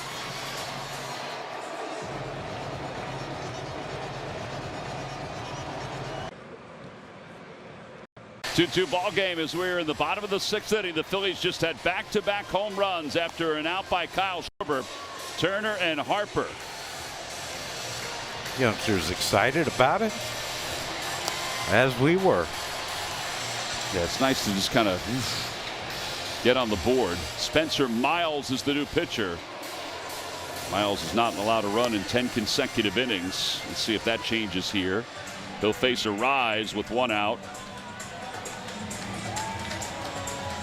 We mentioned before that the Phillies had 4 back-to-back home runs games. So number 5 now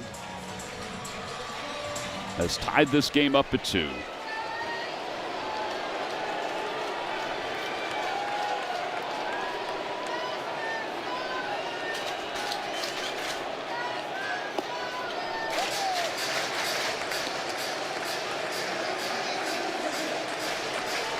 Tell you, Scherzer looked pretty good though. Yeah, it hitting the spots.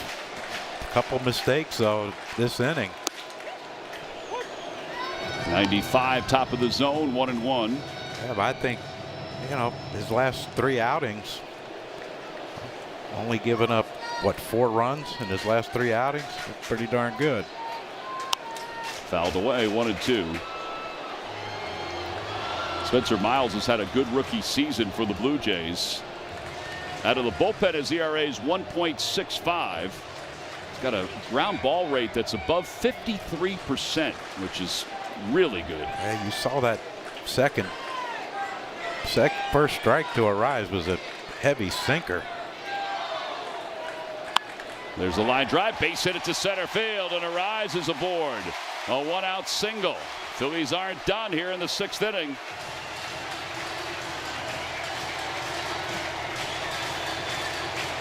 Sixth hit since putting on a Phillies uniform for Arise. Man can hit.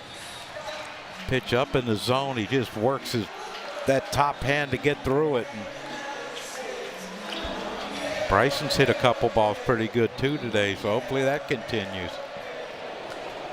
Just don't line out to Lucas and right again on a diving catch.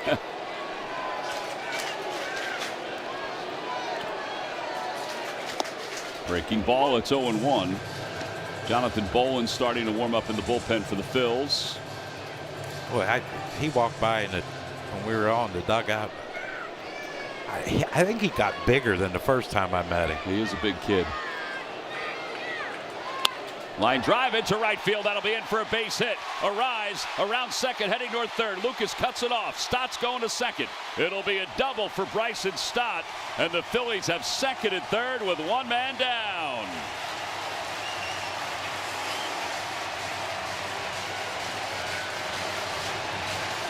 Good job by Lucas cutting that ball off. That thing gets to the wall. Arise scored because Arise got a great jump off of first base. A great read, I'm sorry, off the bat by Stott, knowing that Lucas had no chance of catching it. Watch Arise. As soon as that ball's hit, he's off and running. Lucas lets that ball get to the fence. That's Phillies have a lead. Well, the infield is in for the Blue Jays with Brandon Marsh at the plate. And Marsh lines it out to right field. Lucas comes on, makes the catch. Tagging from third is Arise. The throw coming toward the plate, skips, and it's off the glove of Valenzuela. And Arise has given the Phils a 3-2 lead. A sacrifice fly for Brandon Marsh.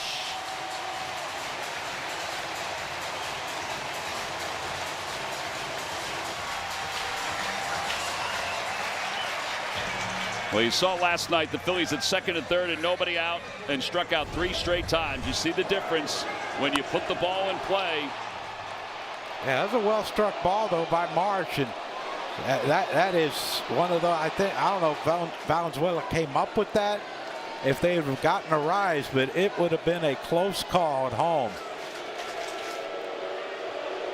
Well, they appealed to third just to see if Arise left early. The only thing, and I know Bryson had to kind of hold off, but if he could have read that throw and tagged up, because now with Justin up, with 2 outs, an infield single would have scored another run.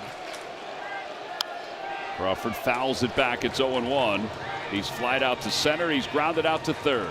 But if you watch, the first pitch to Arise was a ball by Miles. Curveball, ball 1. First pitch to Stott, curveball, strike 1. First pitch to March, curveball, sac fly.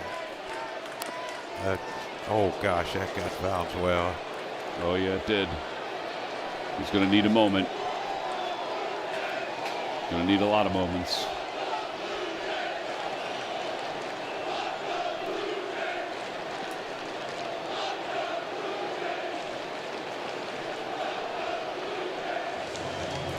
Yeah, that just when it hits some spots, everyone says, "Oh, shake it off." Those aren't shakeable. No, you can't shake that one off. Good catch by the umpire. Not that it would have mattered. No, it still would have hurt. It's still going to hurt Valenzuela. 0-2.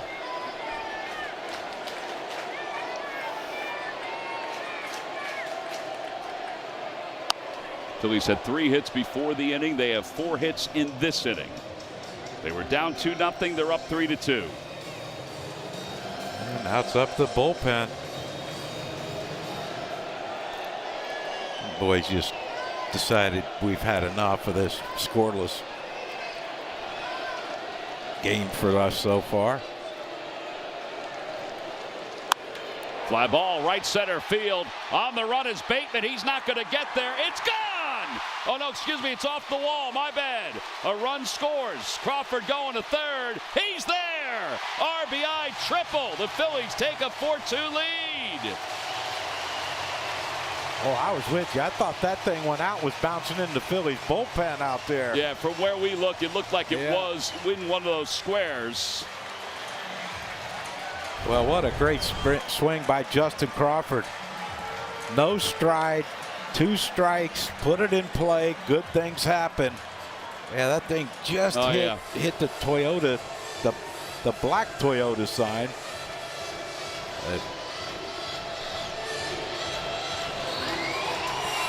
Justin Crawford with his 4th triple of the year. The RBI is his 30th.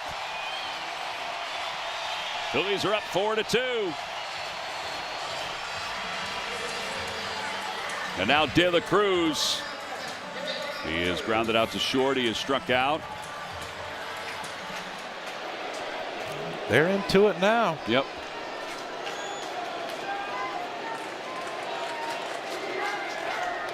Outside, 1-0. Tell you what, for a guy, the stat you brought up about ground ball rate for Miles, everything's in the air. They haven't hit one yet. Yep.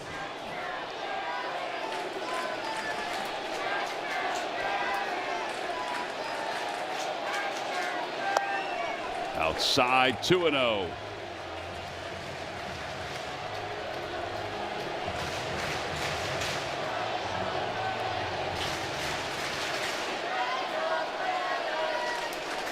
Be nice to get Crawford home from third, make it a 3-run game. Bouncing ball out towards shortstop. Diving stop made by Jimenez to his feet. Throws just in time to get De La Cruz. And the inning is over. Well, that was a spectacular play. Phillies almost did have that 3-run lead, but they've got a 2-run lead. It began with the Turner home run and then followed by Bryce Harper, who went deep to right center field, and then finally a triple by Crawford.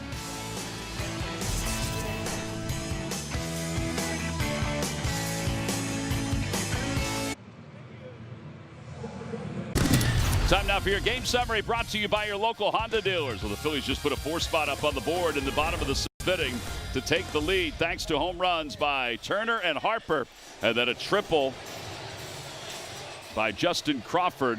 Aaron Nola left the game in the 6th inning with an injury to his ankle. And Raley will continue on as we go to the top of the 7th inning. Bottom of the order due up for the Phils. Or for the Blue Jays, excuse me. Valenzuela, Smith, and Straw. At a first pitch in there, it's 0-1. Little cutter from Raley.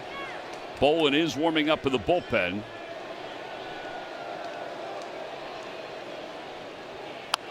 Hit sharply foul. Boy, if they can get Raley through this 7th inning, and then you got Big Bad John there in the 8th, and I'm assuming they'll use Duran to try to close it. Yeah, I would think so. Maybe. Last night it was probably going to be Raley if they had come back.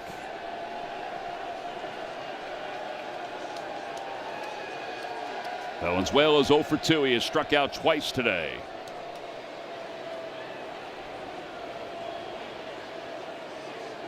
Outside, 1-2.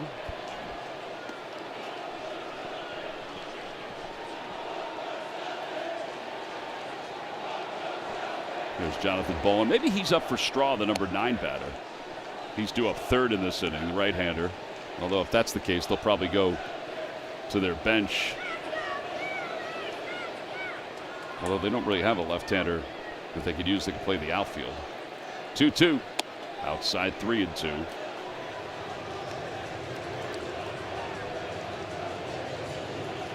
Josh Smith goes back down the stairs. Okamoto's going to come up out of into the on deck circle. Fouled back.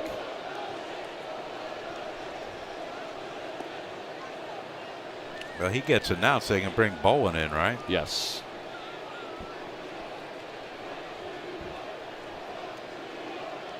Come on, Brooks. Ball 4.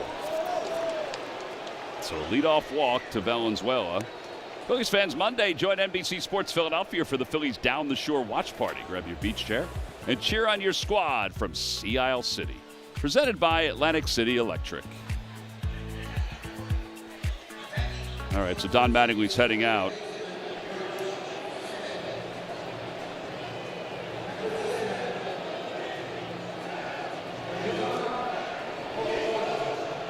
All right, so Kaz Okamoto is going to come on. He's been introduced. Raley's done.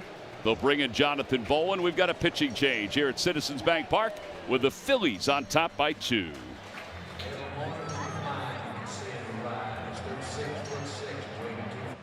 To the final out, fans 55 and older are invited to participate in the Independence Blue Cross Senior Stroll the Bases after the Phillies host the Astros on Thursday, September 10th at 1:05. Visit Phillies.com to secure your seats today.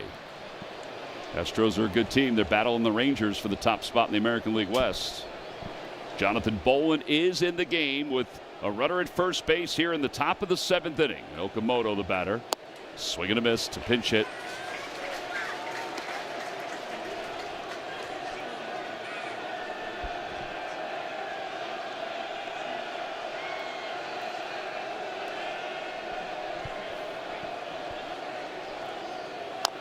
Bounce foul, 0-2.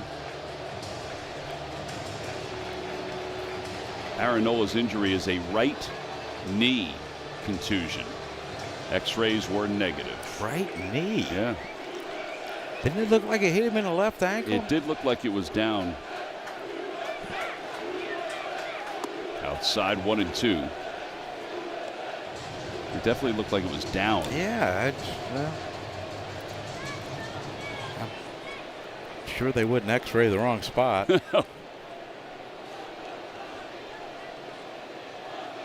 Outside again, 2-2.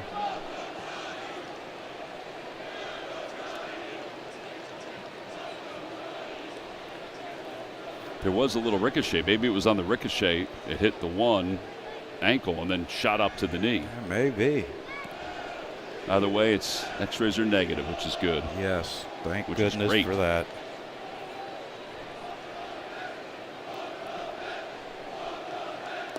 Check swing. Did he go? Yes, yeah, he did. He went around, one away.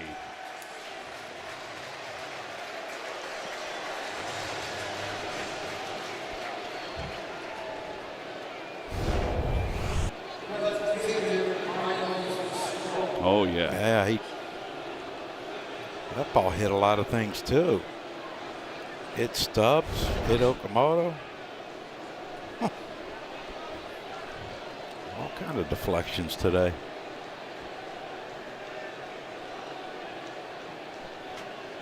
Right-handers are 1 for their last 20 against Bolin. He certainly has commanded them. Straw thought that might have been a little high. It's called a strike. It was right on the line. It's 0-1. He's walked and scored. He has struck out.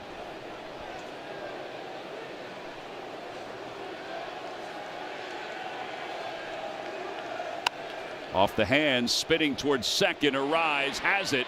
Boy, it took a weird hop at the end, and he was able to corral it, and Straw wasn't really running. So 2 outs. Yeah, that pitch by Bolin got in the kitchen so far and on the hands on Straw, and that's why that spin. There was a lot of spin on that thing. But Arise with a nice little play to record that second out now. Finish this inning.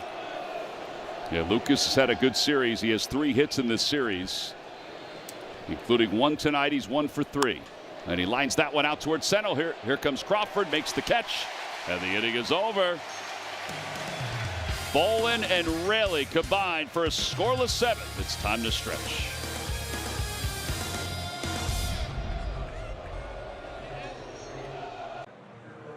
Valley Audi dealers. The Phillies lead it 4-2. You saw those 2 home runs by Harper and Turner. That got it rolled. The triple by Crawford. Sac fly from Marsh. Donnie's out there talking to the home plate umpire. I wonder if he's talking about the glove. He could be. I mean, they are using a knuckleball catcher's mitt tonight. I think it's the one that Waldron brought in from the bullpen. He has one that he travels with, which most knuckleballers do. That's actually the one that Dusty Wathan, same style that Dusty Wathan showed me today.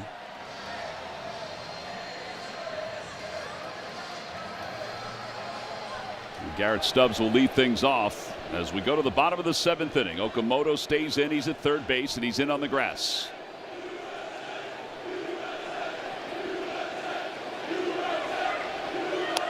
Knuckleball high, 1 ball, no strikes. There's some USA chants going on out there. It's all part of the Tarp Soft crew. They mix that in. It is the birthplace of our nation. 2-0.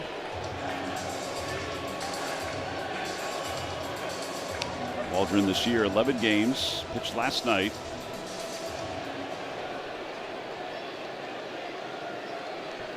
Seemed a little angry at that rosin bag.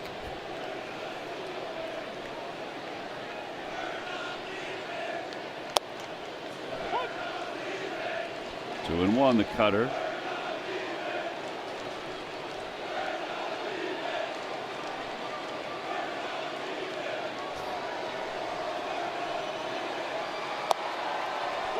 Two and two.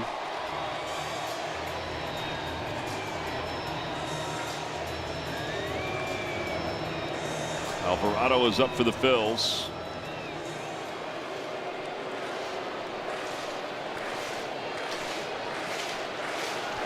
It'll be Stubbs in the top of the order. The Phillies sent 8 men to the plate in the 6th inning. Outside, 3-2. I think that's the biggest difference with Waldron throwing a knuckleball. You know, he can get it up there at 93, 94 miles an hour. Thank goodness it hit Tim Wakefield, and God rest his soul, and Tom Candiotti. Those guys were not a lot of fun. Fly ball to right center field, not that deep. Bateman makes the catch. We had one away. Schwarber's coming up. What knuckleballer that you faced threw it harder? Was there anybody that Candiotti threw it? He changed speeds on his. Wakefield, the speed was pretty much the same every time. You just, you just didn't know where it was going to end up. Charlie Huff threw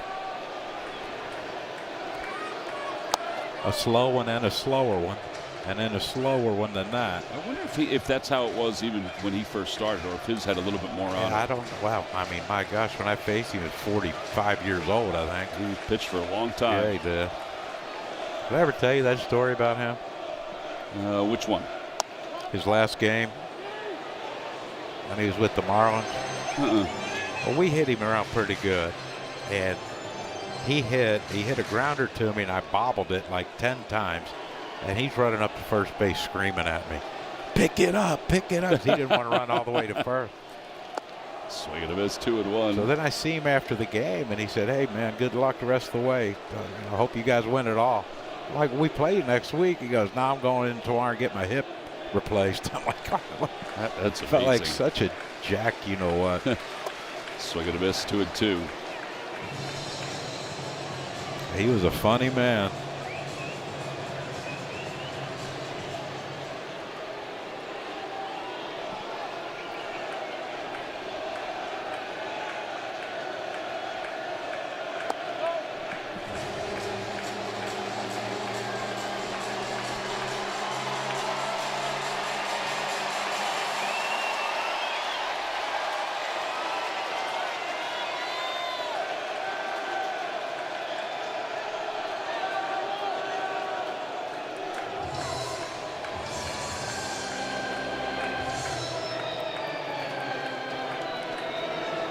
Wouldn't mind seeing Kyle get on base for Trey and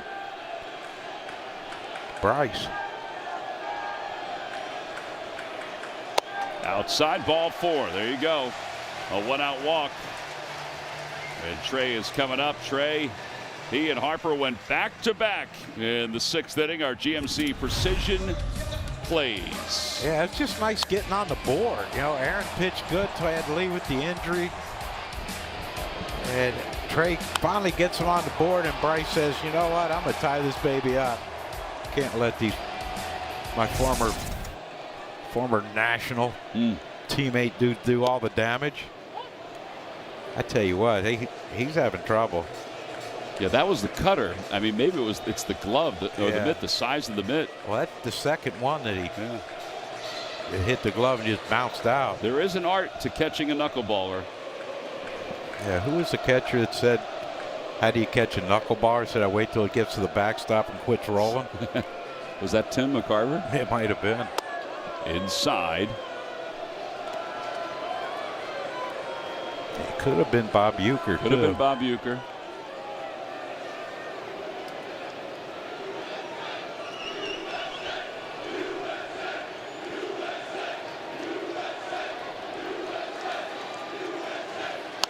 Grounded foul. Now that was the slow knuckle, like 78 miles an hour.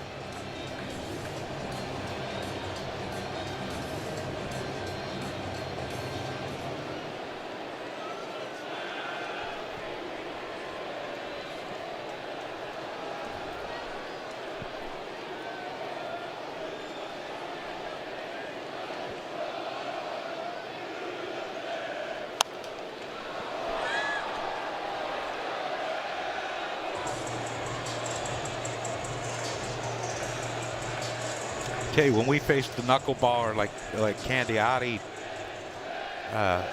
Larry Bowe would throw BP to us and throw knuckleballs. Larry had a good one. Oh, did he? Yeah.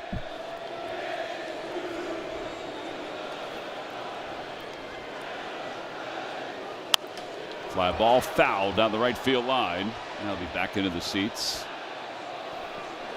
Eric Kratz just confirmed, along with Mike Harmon, our director, that it was Uecker that said that. Kratzy would never let it just hit the backstop and pick it up. No, he'd have dove on that thing. He'd break it in half, too. Take a chunk out of it. Short lead for Schwarber off first. The count 1-2 to Turner. Popped up, shallow center field. Clement is out, Bateman is in. Look out, and Bateman makes the snow cone catch.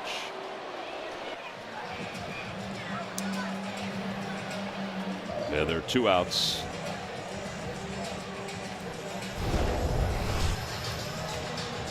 Well, he is yelling for it, as you can tell. Of course, I believe Ernie Clement was too. But yeah, that's when you got to give in to the center fielder who's coming in and sees it the whole way. Nice play by Bateman. I'm impressed with him. It looks like he has a chance to be a pretty good player. Harper takes a knuckleball low. It's 1-0.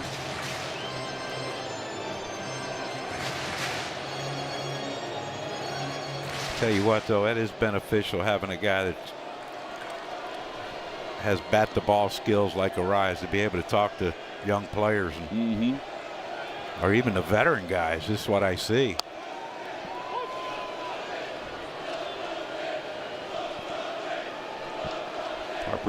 Harper's reached base safely in 13 straight games. He has 14 hits during that time.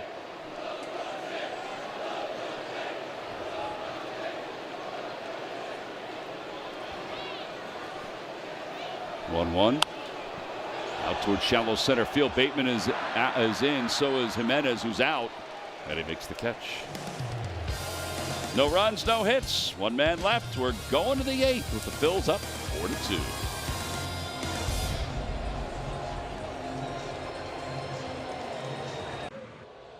Brought to you by your Philadelphia area Chevy dealers. Visit Chevrolet.com. And by Rally House, your city, your house. Rally House, Philadelphia. Jose Alvarado's the new pitcher for the Phils. His 50th game. He's 3-3. ERA 5.44. It's not the only change the Phillies have made. Alec Bohm has come on to play first base for Kyle Schwarber. Phillies defense brought to you by Car Shield and the switch at first base. And then Bateman will lead it off, the number 2 hitter. Bateman and then Vladdy Guerrero.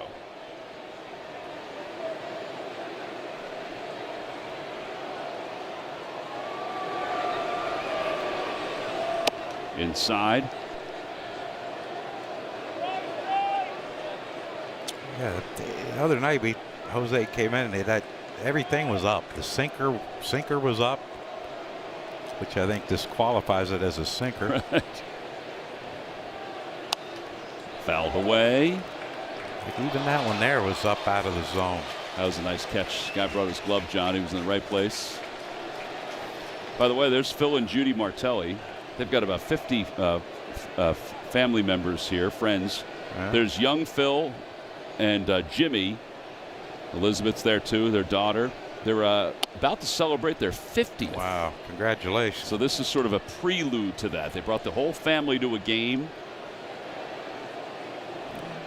Congratulations, Coach. Jimmy and young Phil have good bald heads. Well, I seem to. No offense, Phil, but you know. Does that mean your kids might go bald? No, I don't. Well, I keep telling them that they might, but they have good heads of hair.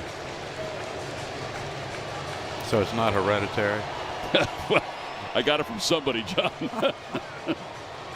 Anyway, congratulations to Phil and Judy. 2 great people. And they've raised some great kids and grandkids. 2 balls, 2 strikes to Bateman. 3-2. Did you ever have a comb over? No, I never. No, not like my dad. You know, my dad would be and he'd flip it when he'd be in the water. Flip top model. Flip top model. No, I never did that. I'm just hanging on to the cul-de-sac. Fouled away again. It remains 3-2. My 2 brothers have thick heads of hair. Their hair doesn't move. That's what's amazing. I wonder how Not that fair. happens.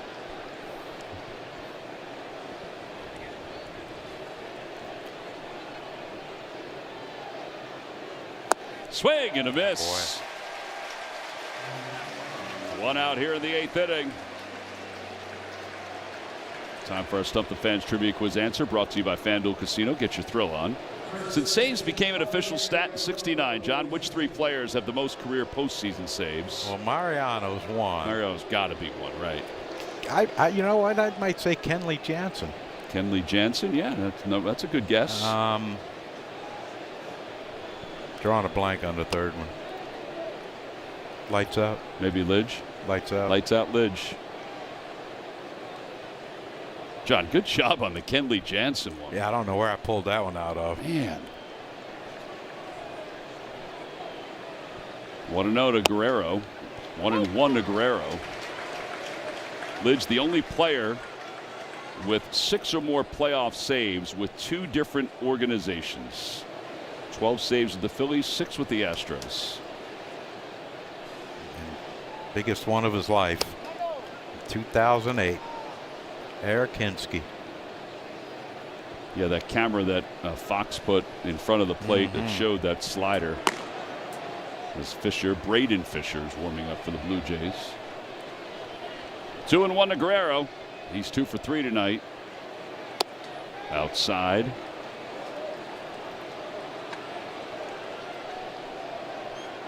It's like Schneider in the on-deck circle.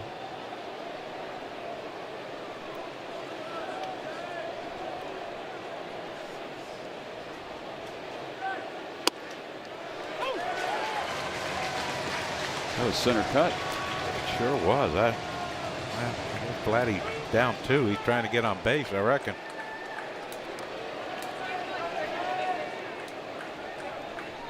3-2. Inside, ball 4. That was awfully close. It just missed. So 1-out walk. Alejandro Kirk is going to pinch hit. Oh yeah. That was in.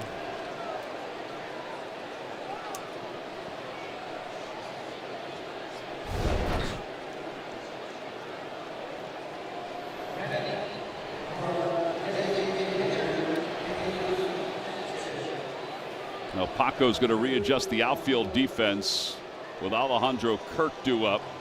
Caleb Cotham's going to walk out a scouting report.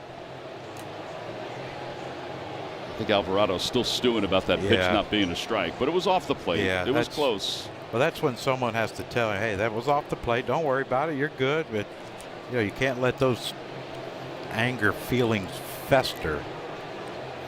No one likes festering, Tom. You don't like anything festering. No, nope. No, you don't. Well, these guys wrap up their conversation. Here's a quick word from FanDuel Casino. New FanDuel Casino players get 500 bonus spins and $50 in casino bonus, which means more spins on Love Island Unlocked. So couple up with a date night boost, because thrill time is bonus time on FanDuel Casino. All right, so the meeting is over on the mounds. Alejandro Kirk is the batter. He's a good fastball hitter.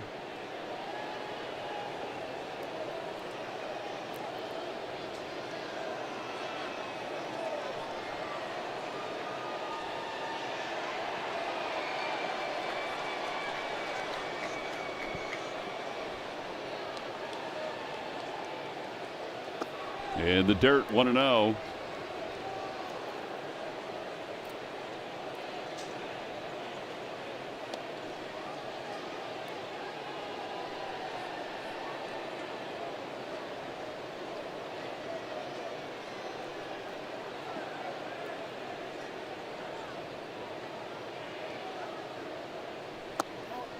It looks like Kirkering's starting to throw out there in the old Phillies bullpen.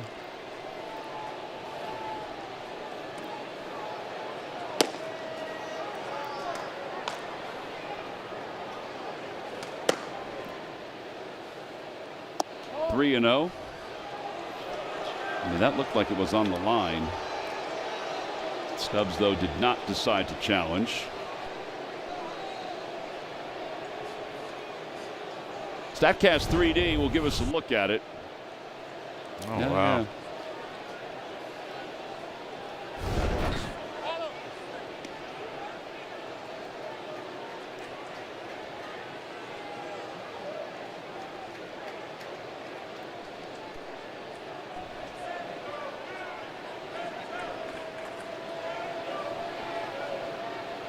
Three balls, no strikes. I think Kirk was taking all the way, 3-1. Yeah, he ain't taking now, though. He is going to turn this baby loose.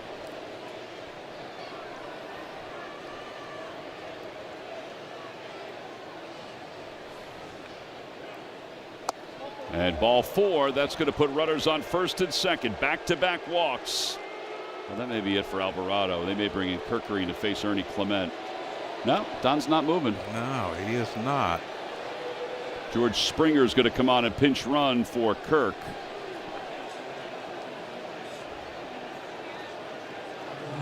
Springer was in the original starting lineup, but then they changed it about 45 minutes before the game, maybe a little longer.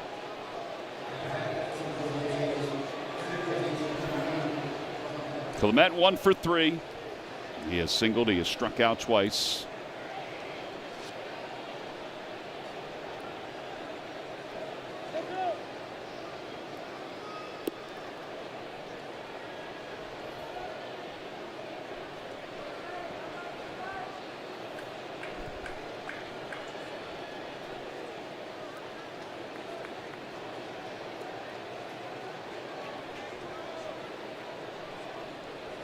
Strike one is so important.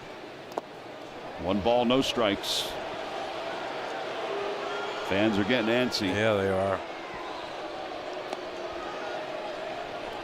There have been times this year where things have snowballed on Alvarado. The problem is he's not giving his defense any chance to help him. No. When you have a free swinger up here. You just get it around the plate. Yeah, now that you got a strike on him, he might expand it more. See his numbers of the 7th inning on. 2-run game, 2 runners on. Oh, that was a ball.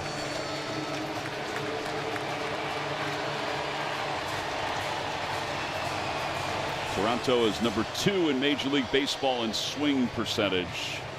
It results a lot of times in some hits, big time hits, but also some strikeouts.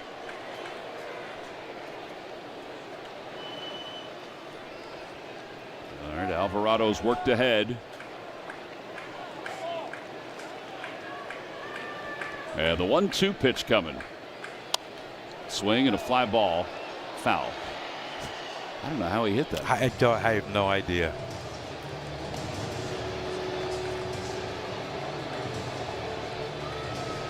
Bat the ball skills, Tom.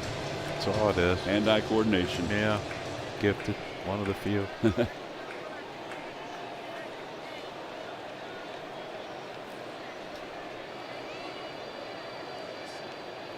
Check swing. Did he go? No. 2-2. Yeah, that should tell. That should tell. Take a look at this. No, he didn't go. But that should tell Garrett Stubbs and Alvarado that you get it close around the plate, he's going to try to attack it. Swing and a pop-up out towards shallow right center field. Crawford is in. De La Cruz is in. De La Cruz makes the call and the catch. Yeah, there are 2 outs. And Jimenez will be the batter. Yeah, they only got one bench guy remaining. Yeah, they've gone to the bench a few times already. Yeah. Davis Schneider was in the on-deck circle at one point. Yeah, and then Guerrero got on and they put Kirk on and Kirk walked and they put Springer in to run for Kirk. There's Davis Schneider tucked down there. Gotta feel like he's lonely.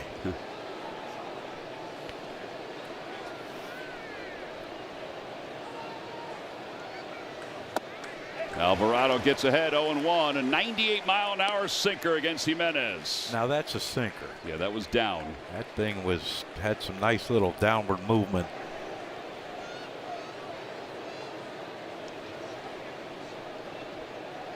Oh, 0-1. 0-2. 2 different sinkers, 2 different personalities. One was down, one's up. Yeah, and that, again, you don't have to throw a strike here. You got a couple pitches to play with.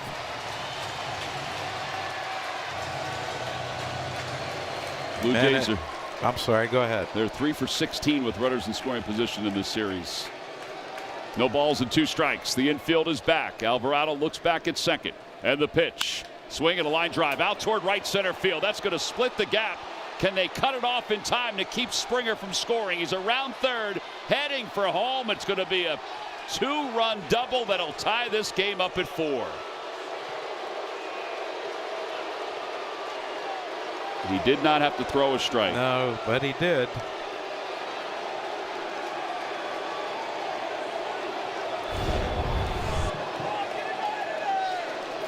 Yeah, I mean, Jimenez was in swing mode from the get-go, and you get him 0-2, and you throw a pitch right down the middle.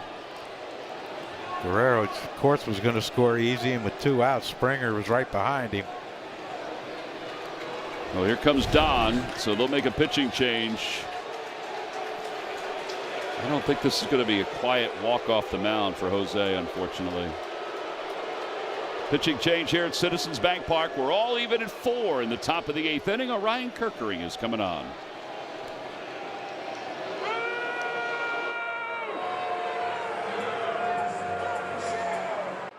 September 5th for Giant Family Day when the Phils host the Atlanta Braves. 6:05. Kids 14 and under receive the ice cream themed squeeze bottle. Visit Phillies.com to purchase your tickets today. Orion Kerkering into his 50th ball game of the season. And it's a 4-4 game. Got to stop the bleeding here.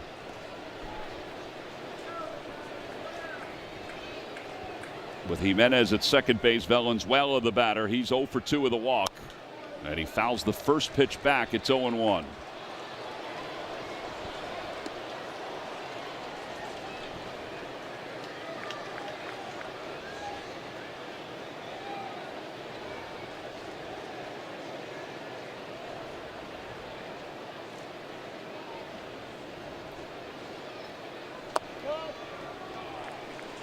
Do you think no matter where Alvarado threw that last pitch to Jimenez, he would have swung? I do think Jimenez would have just swung.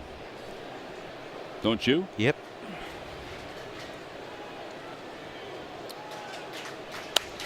Off the end of the bat.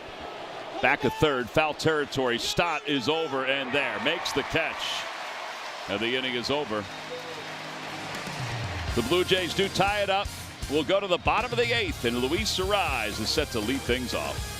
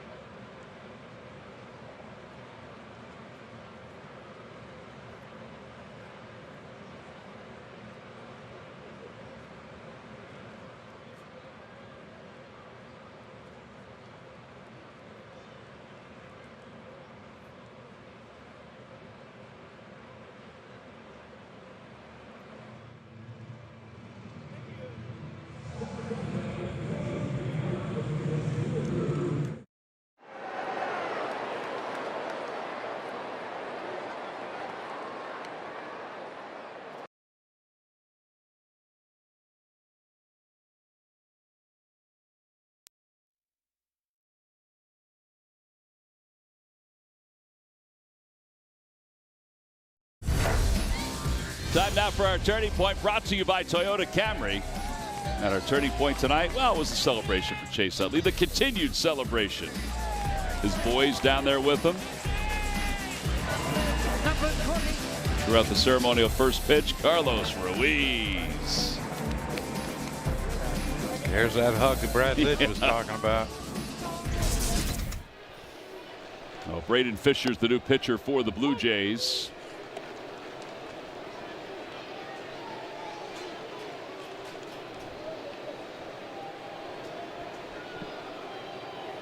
Duran is warming up in the pen. That one's poked out to shallow right field, and Clement can't get there. Second hit of the game for Arise.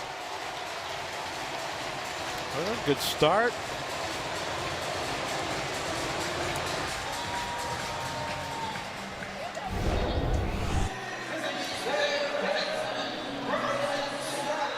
It's just such a simple swing, though. Yeah, just hit it off the end of the bat and drop it in. And the kiss. All right, is Bryson stop button here, or is he swinging? No. Okamoto's in on the grass at third. And Fisher delivers outside, 1-0. Bryson is 2 for 3 tonight. Yeah, and that one out was a line out that Lucas made a heck of a play on.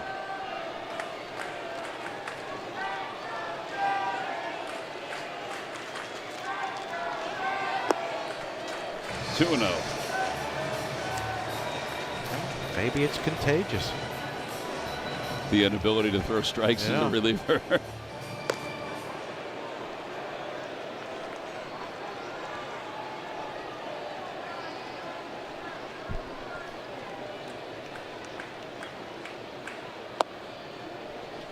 Two and 1. I think we mentioned this when Fisher was pitching against the Phillies in Toronto. It's very unorthodox the way it comes out. Yeah. Yeah, he kind of steps. Looks like his front foot lands right toward the left-hand hitter, so he probably looks like everything he throws is going to hit you. Yeah, 55 games, though.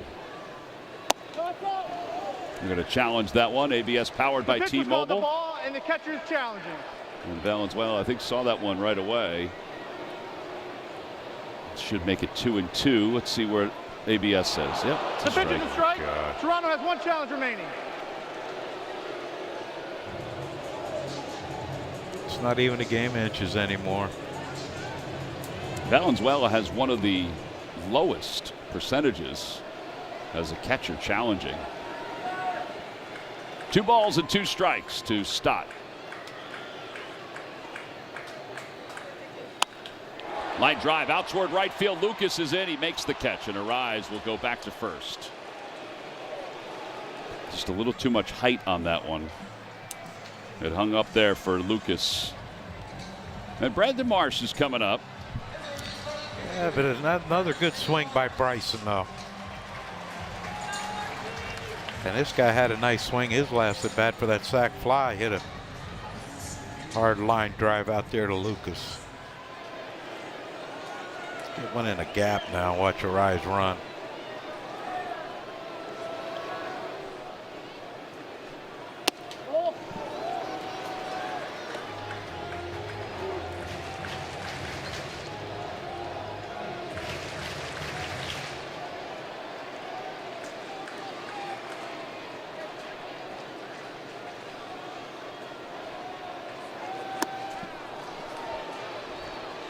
One and 1.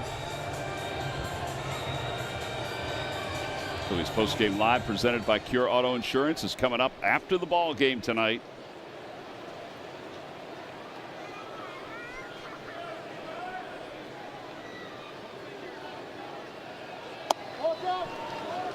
Just a bit off the plate with that slider. Tried to backdoor it. And it's 2 and 1.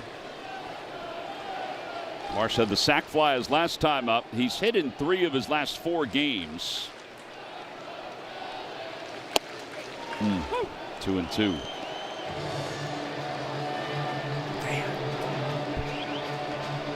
I'd have wanted to take a pass at that one. Yeah, he may not get that same pitch. No, he gets something running away from him.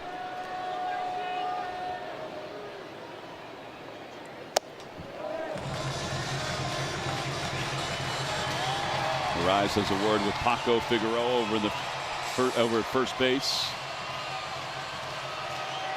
Justin Crawford, he has swung the bat pretty well tonight.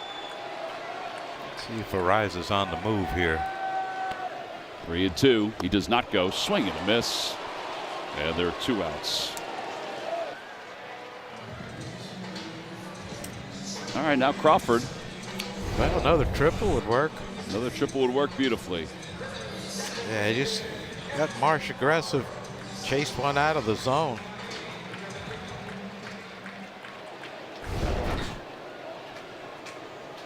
Well, we might be due for a walk-off homer in the ninth. What do you think? It's been a long time. If Justin doesn't deliver right here.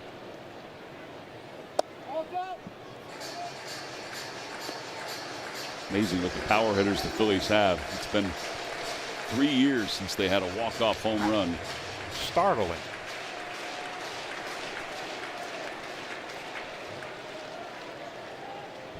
One ball, no strikes. 2 balls, no strikes. A little high, wasn't it? That was a little high. Just got away.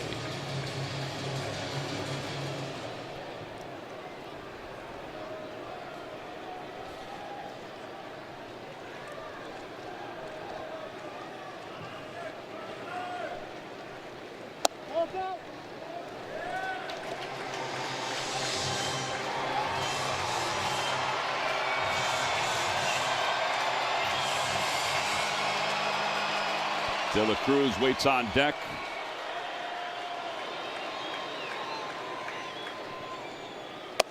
And ball 4. Go ahead run is going to scoring position. De La Cruz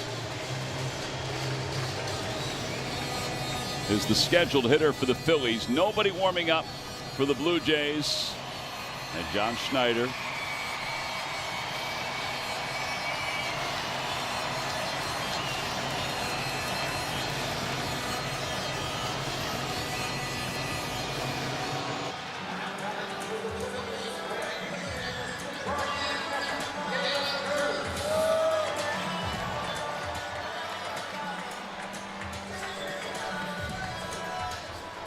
Phillies bench is filled with right-handers. Alec Boehm's already come in.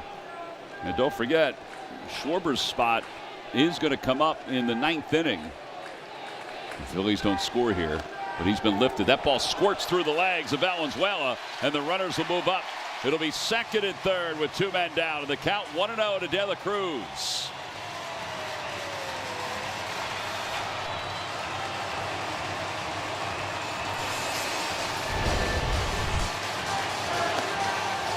Yeah, he just went right through the wickets of Valenzuela. Didn't get his glove down. Oh, now an error, infield single.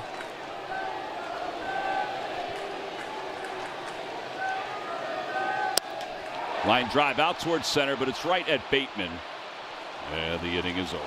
So we'll go to the 9th inning, all tied up. No runs, 1 hit, 2 men left. Joan Duran is warming up in the bullpen. He's going to come on, even though it's not a save situation. He's got to keep it at a 4-4 game and give the Phillies a chance in the bottom of the 9th inning. Duran's entrance is brought to you by Wapner Newman, attorneys at law. Sit back and enjoy, everybody.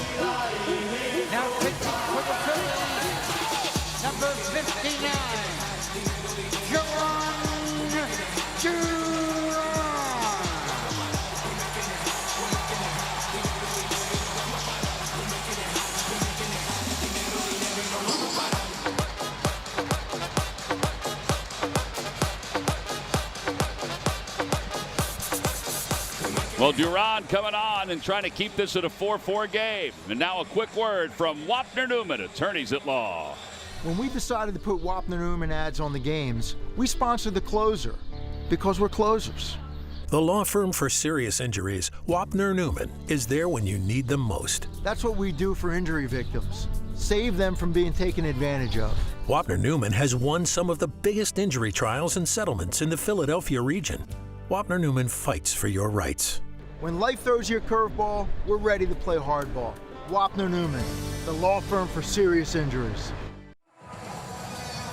Well, Durant is just going to try to settle things down here. He's facing the bottom of the Blue Jays order. His 43rd game, a 1.83 ERA. Okamoto, who struck out in his first plate appearance, will leave things off for the Blue Jays. Try to keep it tied so the Phillies have a chance to win it in their half of the ninth inning.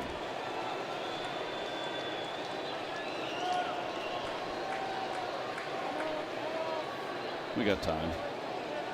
Got a pitch timer violation on Okamoto. Violation on the hitter. Count is 0-1. So the count is no balls and 1 strike. Well, John Schneider's coming out. He started to.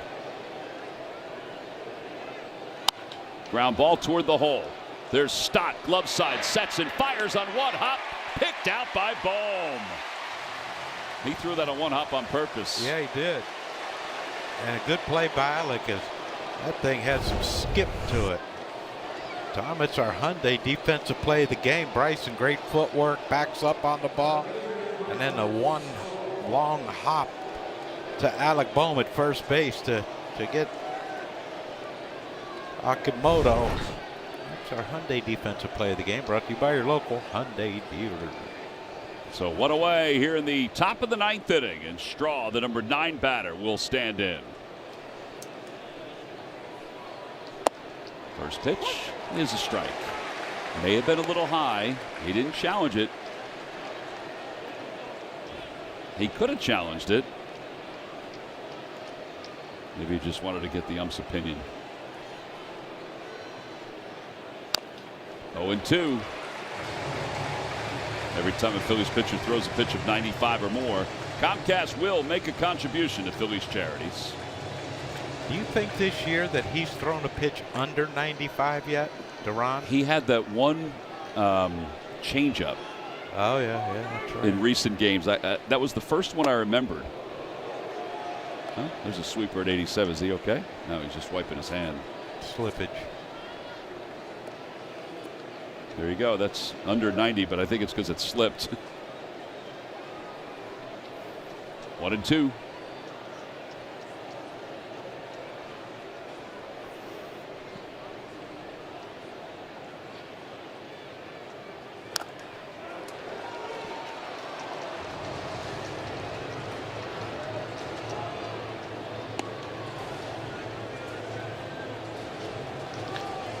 Say about 102 up top. Marlin, who was not available last night, their closer, he's warming up now. 2-2.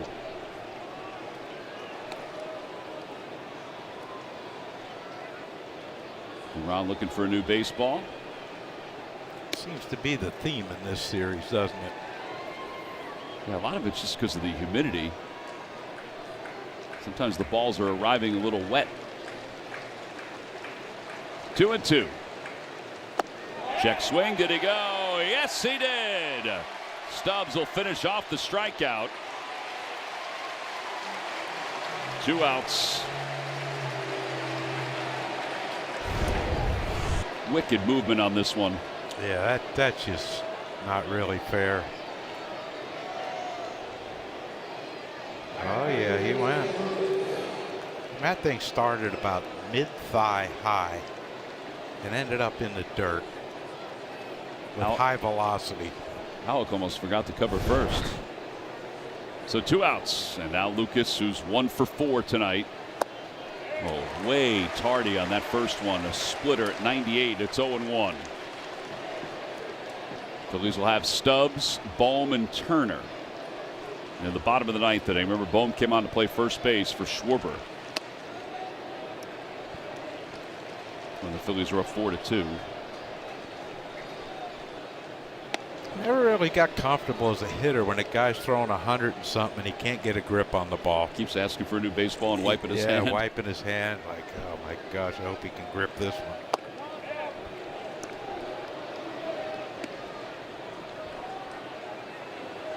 2-1.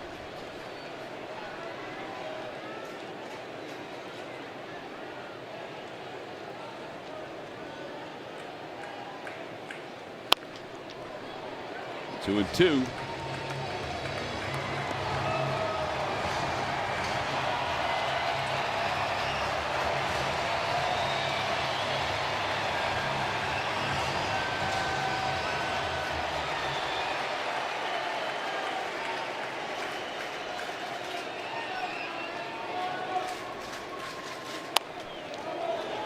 Pitch was up a little bit too much, and he fouled it off.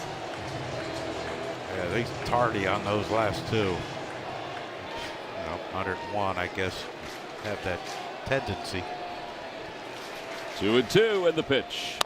A bouncer, left side, Stott, he's got it, spins, throws, gives everything he can on it, and he's safe at first. An infield hit.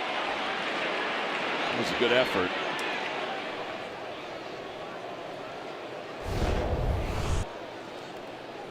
Yeah, just nothing Bryson can do here. High hopper, Lucas runs well. I mean, Bryson almost fielded that thing in the outfield grass. Yeah, by the time he threw it, he was in the grass. What? That's a heck of a play just to make it that close. Yeah, Bateman is now 0 for 4 tonight.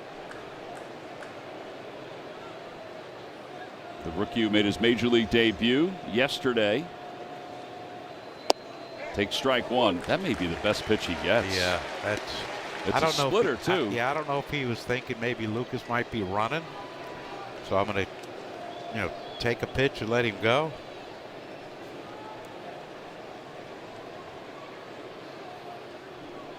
Lucas only has one stolen base this year. 0-2. Back-to-back splitters. The sweeper, he's got a 65% whiff rate on it.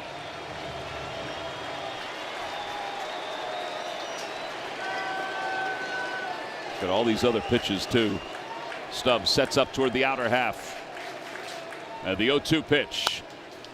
Oh boy, half-hearted swing to third. Stott's got it, throws low, dug out by Bohm. Snow cone action at first base. And the inning is over. 5-3 on the putout. No runs, one hit, and one man left. We'll head to the bottom of the ninth inning. I'll leave it at 4.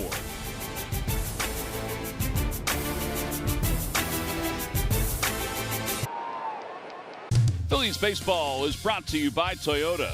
Toyota is the #1 retail brand for electrified vehicles 24 years in a row. Find yours at Toyota.com. Toyota, let's go places. By Xfinity. Get reliable Wi-Fi at one price for 5 years and same-day Wi-Fi. Xfinity. Imagine that. By Citizens, official bank of the Phils. And by Independence Blue Cross. Never stop caring. Learn more at IBX.com.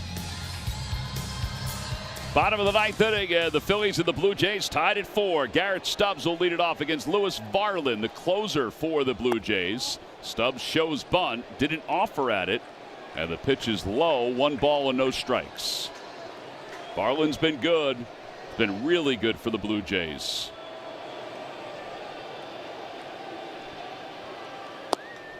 One ball and 1 strike. How about those plays by Bohm?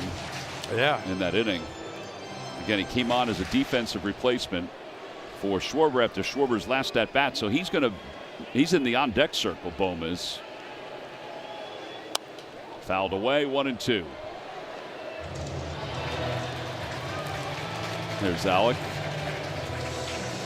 That second one. Yeah. There was a lot of baseball showing. Yes, there was, but strong hands held on to that thing.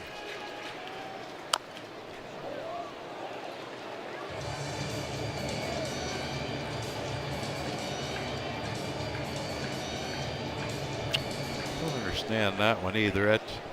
You got upwards of triple digits up, and Garrett just swung at one out of the zone. I would just throw something to speed him up. Swing and a miss. A change up, and Garrett strikes out. So 1 out here in the bottom of the ninth inning, and it brings Alec up. Don't forget, Phillies Postgame Live, presented by Cure Auto Insurance, is coming up after this ball game. Ben was all dressed to the nines. I saw him back talking to Aaron Rowan. Ricky and Michael standing by. Alec Boehm up for the first time tonight, hitting .225 with 13 home runs, 62 runs batted in. Challenge coming from the catcher. ABS powered by T-Mobile. They will get another one if we don't score.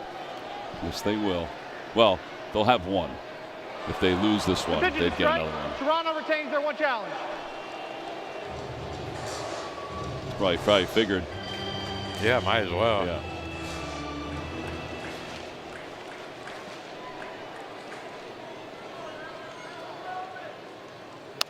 Fouled back. And now 0-2.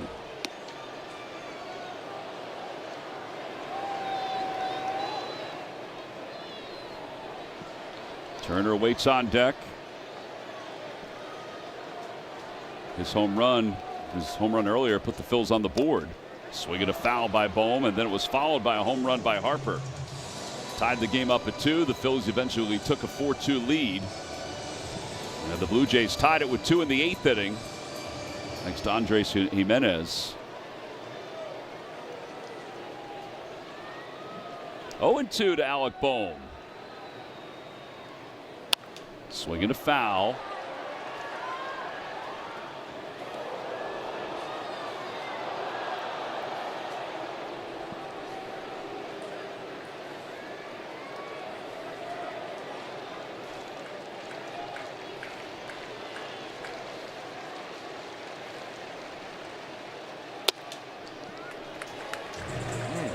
Little one-on-one on his part. That was. I'm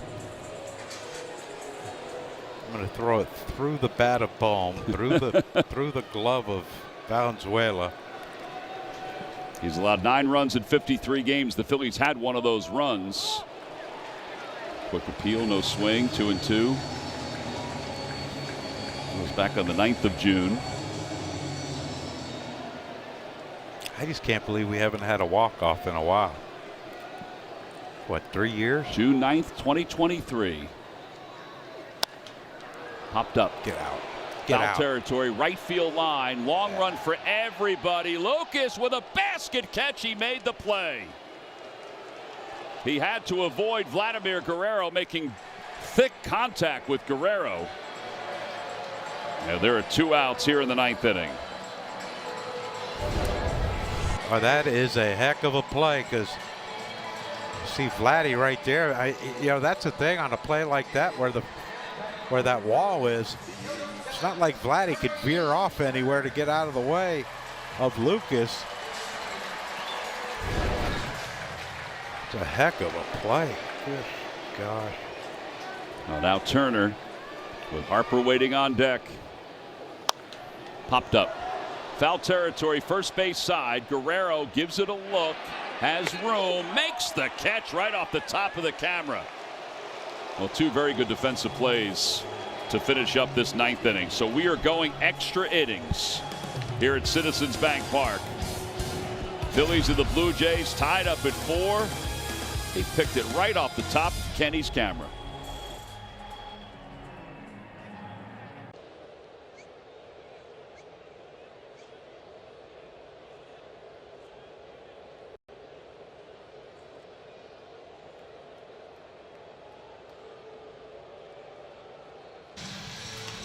Cheer on the Phils as they host the Miami Marlins for a 3-game series here at the ballpark beginning Monday, August 17th at 6:40. In fact, you can get tickets by going to Phillies.com. After the Tuesday game, August 18th, the Flo Rida postgame concert presented by Jim Beam. Chase Sugart will take over as we go to the top of the 10th inning. Bateman is going to go out to second base as the placed runner. And Vladimir Guerrero is going to lead it off. Bateman has good speed at second base. Guerrero just made a heck of a catch. Lucas made a heck of a catch. Guerrero will be followed by George Springer, who came on to pinch run and scored a run in the 8th inning. There's Bateman.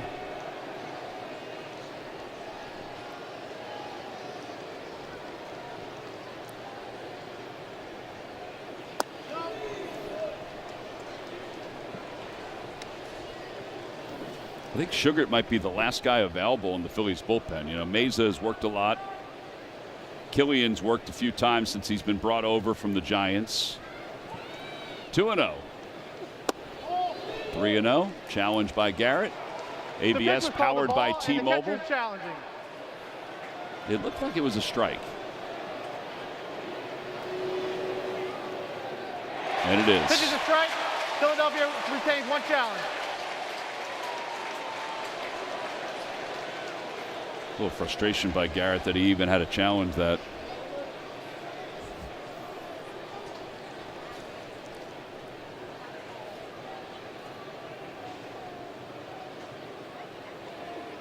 Two and one. Ball's bounced on the ground to short. It stayed down.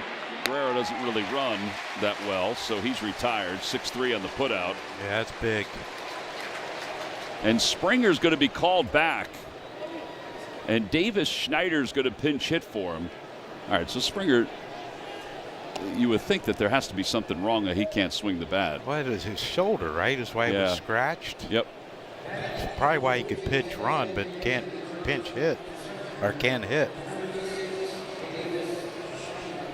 Davis Schneider, who went to Eastern High School in South Jersey. I think you can hear some of the Davis family cheering in the background. Hitting just 144 this year. He's going to challenge that first pitch. Pitch was called a strike. Batter challenging. ABS powered by T-Mobile.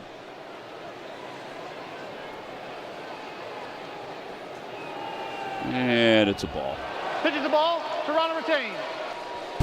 Tell you what, that's pretty gutsy. First pitch you see in this series so far. Yeah. Challenged. He's been building for it. He really has. He's been watching video. Strike zone. He knows his zone. Keep an eye on Bateman out there. Yeah, Rise is trying to keep him close. Inside, 2-0.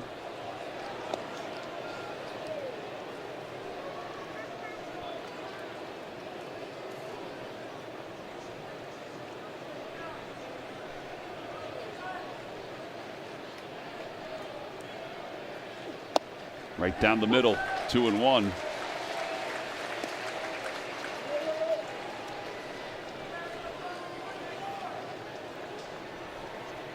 Bateman does have good speed. See a Rise creeping in.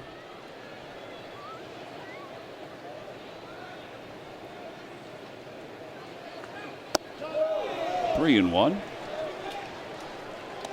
I'm feeling Snyder's going to be swing mode right here. Just keep it out of the middle of the plate. Yeah, yeah.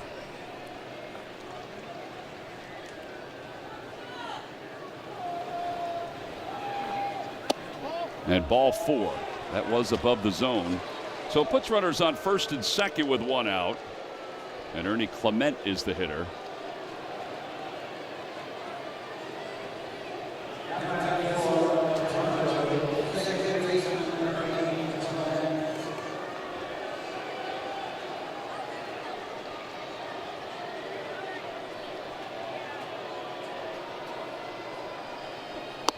Swing and a miss by Clement. It's 1-4. He's 1 for 4. So balls and one strike. He singled in his first at bat. Has struck out twice. He's flat out to right.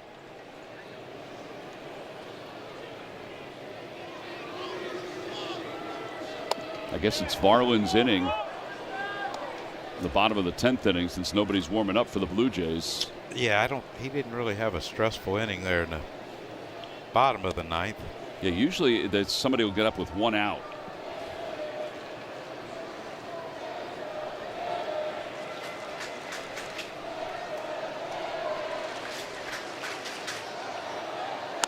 Line drive down the left field line. It's hooking foul.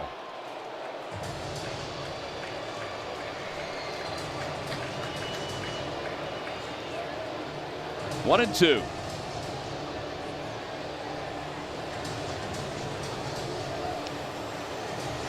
Jimenez waits on deck. He had the big hit in the 8th inning.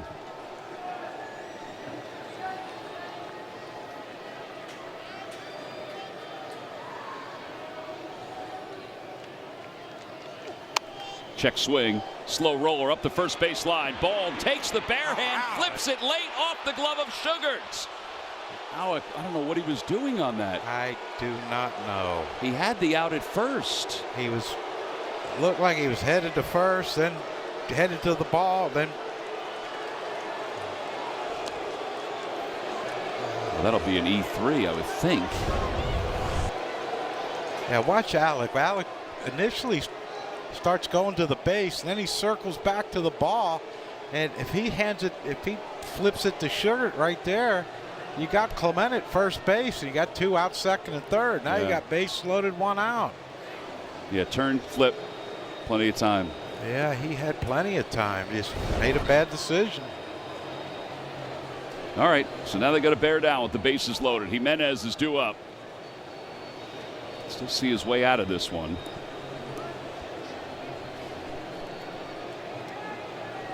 What did they give that, a base hit? Yeah, scored a base hit. Dear God. Are you serious? Yeah, scored a base hit. Infield single.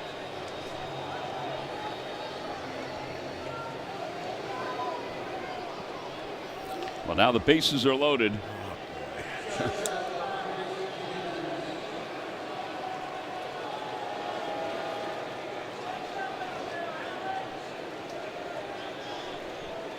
Jimenez has 2 hits. He has 2 RBIs. Runners lead off.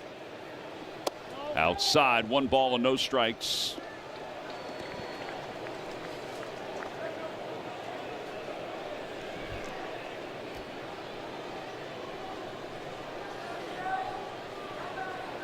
Phillies are playing for the double play. 2-0. Well, I mean, this is where you can't let it just get away. Right. If they score 1, okay.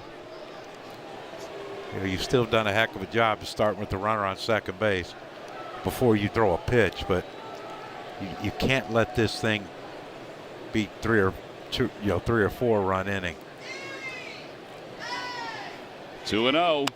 Swing and a fly ball out toward right center field. Dela Cruz is in. He makes the catch. Tagging from third is Bateman. Here's the throw to the plate. It is not in time. And the Blue Jays take the lead. It's 5-4 on a sac fly by Jimenez.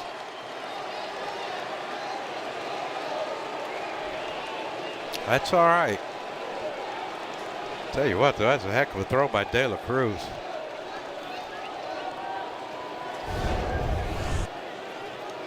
Yeah, he had all his momentum going toward home. And I don't even think if he didn't take that 1 extra step, he'd have had Bateman at home.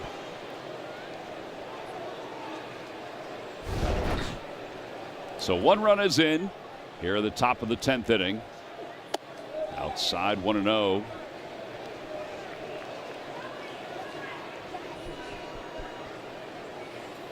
Valenzuela is 0 for 3 with a walk in his 4 plate appearances. The walk came back in the 7th.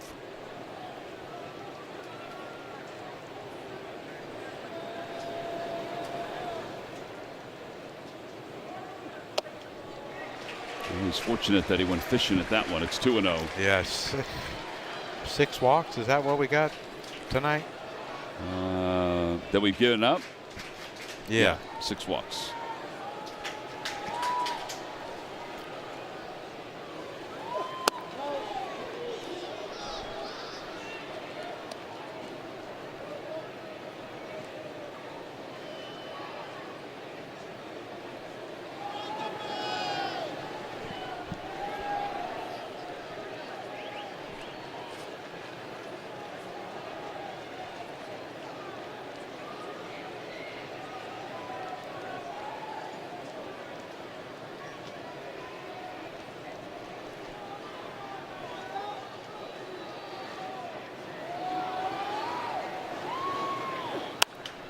Fly ball foul. It's 2-2. It'll be out of play.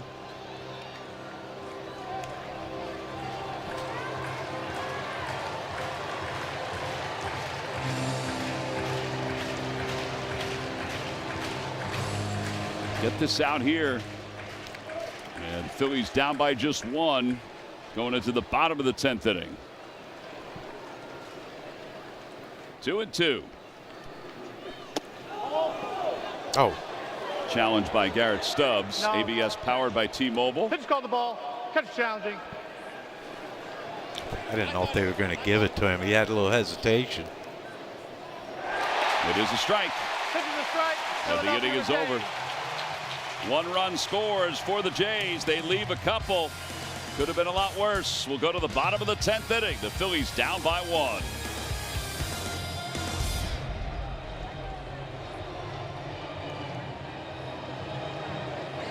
NBC Sports Philadelphia needs your help to find loving homes for our area's pets. Go to cleartheshelters.com to find a participating shelter or rescue near you. Adopt and donate today.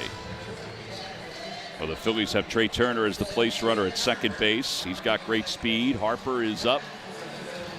He's got great power. Yep. We are in the bottom of the 10th inning. The Phillies trail it by 1. The Blue Jays closer Varland stays in the game to try to pick up the save. And Harper swings and fouls it down the left field line, heading toward the tarp and out of play. It's 0-1.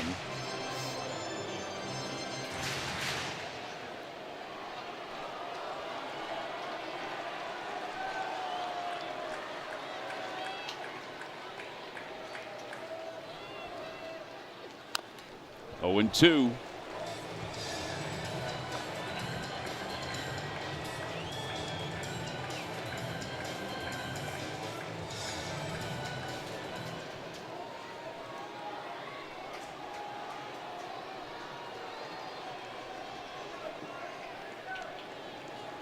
Arise waits on deck.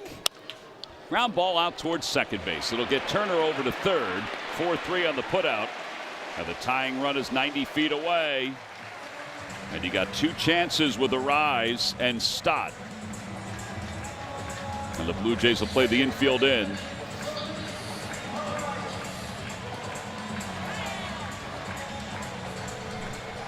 This is why they got this man. Yep. Someone to hit behind Bryce who puts the ball in play.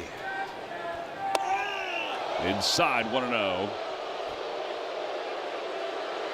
Oh, that was close. That would have hurt too. That would have hurt. That was really close. In the dirt, 2-0.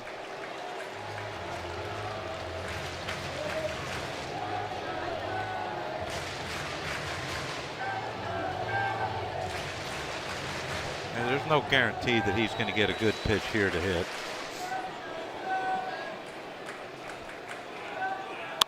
Fly ball, left center field. This should be deep enough, and it will be to score Turner. Bateman's got it. Here comes Turner. The game is tied again. It's 5-5 this time here in the 10th inning.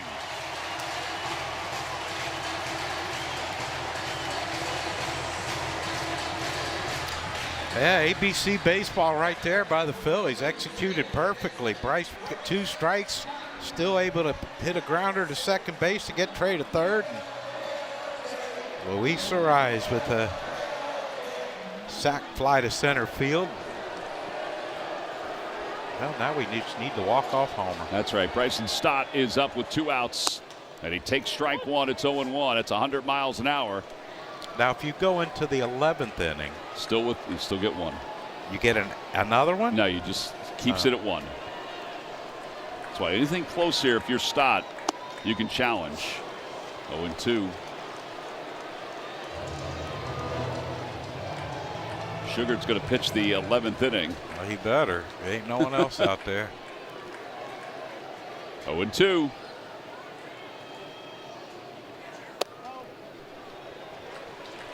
I don't even know what they have out there. You would have to think that. I would think Fluharty's available for them. Fluharty, yeah.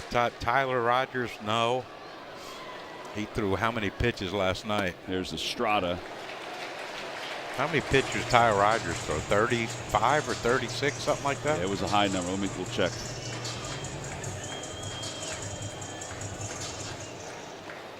There's a straw. 34. 34.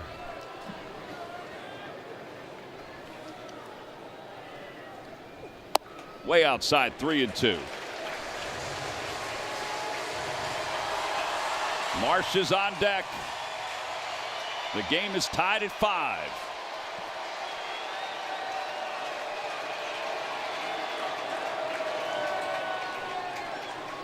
Ball 4.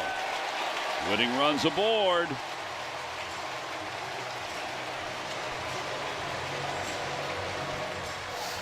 Pete Walker might pop out.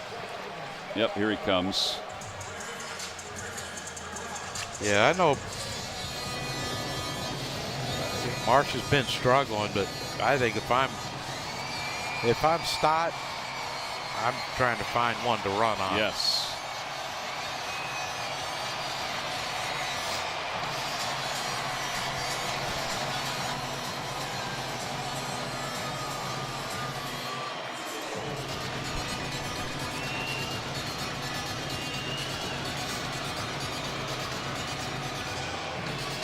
Phillies trying to get to 63 wins, 8 games over 500.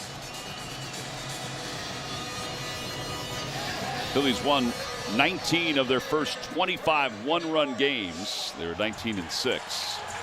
But they've lost 5 straight one-run games, so they're trying to end that streak also. Good teams win those close games like that. Marsh has a sac fly. He's 0 for 3. First pitch in there, 0-1.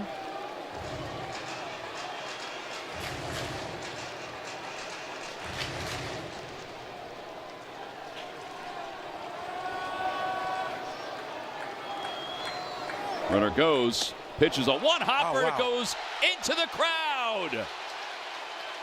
And Stott will stay at second base. It's a stolen base. I've never seen that. I mean, literally off the glove and into the crowd. I have never seen that. First of all, Bryson got a great jump, but you see Valenzuela tried to get out there to try to throw him out. Oh, it hit the umpire. Oh, is that what it did? Yeah, it never even touched Estrada. Come on, Brandon. 2-1. Dumb down and get a base hit. And let's go home. We'll interview him. Yep. Talk to Ruben. Go home. 2-1. Got my night plan. Swinging a foul tip, 2-2. I think it would be Big Irish that we're going to talk to. The big Irish guy. That Ben Davis character. Oh, Ben's there? Yeah. Ben's mad at me. 2 balls, 2 strikes to Marsh with a runner at second. Fouled back. He got a good pitch to swing at there.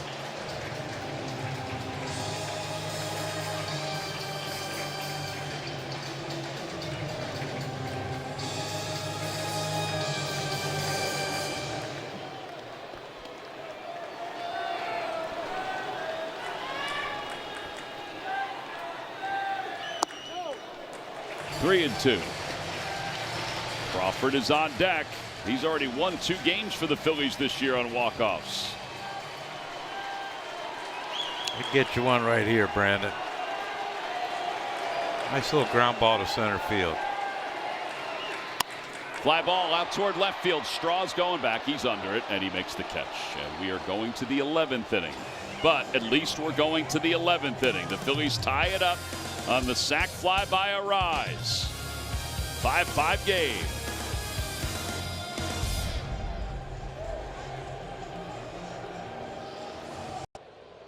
The Phillies and the Blue Jays tied at 5. Brandon Valenzuela will be the runner at second base.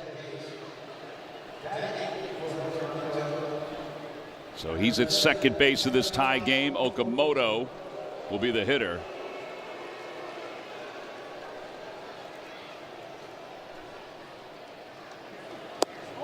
And he takes the ball. A challenge by Garrett Stubbs. ABS powered by T-Mobile. It is a strike. Philadelphia retains. 0-1.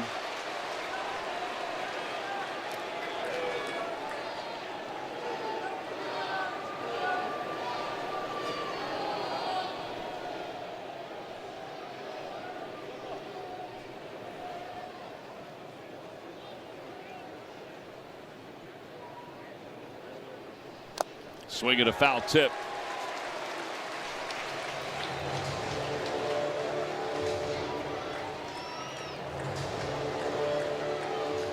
Okamoto came on to pinch hit for Josh Smith. He's 0 for 2 since coming into the ball game. And the 0-2 pitch. They tried to get him to go fish. It was a little farther off, and not a bad idea. 1-2. After Okamoto will be Miles Straw, and then the top of the order. 1-2 pitch. Up high, 2-2. That was just out of the zone. Again, each team still has one challenge left. Am I reading that right? Valenzuela has 15 stolen bases? Valenzuela has 1 stolen base. They got this thing back. Well, I think because the Springer substitution, they didn't switch the stats. Yeah. 2-2. Swing and a bouncer. Foul. Hit the bat twice. It's a break for the Phillies. That's a penalty in golf. Hitting it twice. Chop. Little flop shot with the follow through. Double down the line. That's only if anybody saw it. Yeah, well, I mean, if you're playing with friends, they probably say, I don't worry about it. But well, it depends on the friends. Well, yeah, that's a good point. Murph would call it. Yes, he would. Rule book Murph. 2-2 is lifted in the air to right center field. It's not that deep. Valenzuela is not tagging. There's 1 out. That's big. Big for Sugar. And now Straw's the batter.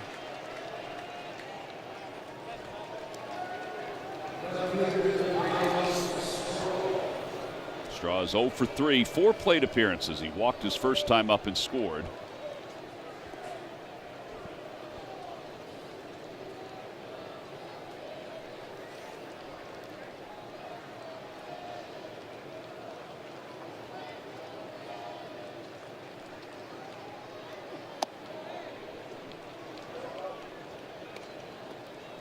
Estrada is warming up again in the bullpen for the Blue Jays.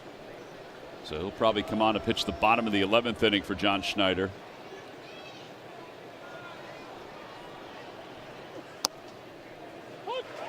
One ball, 1 strike.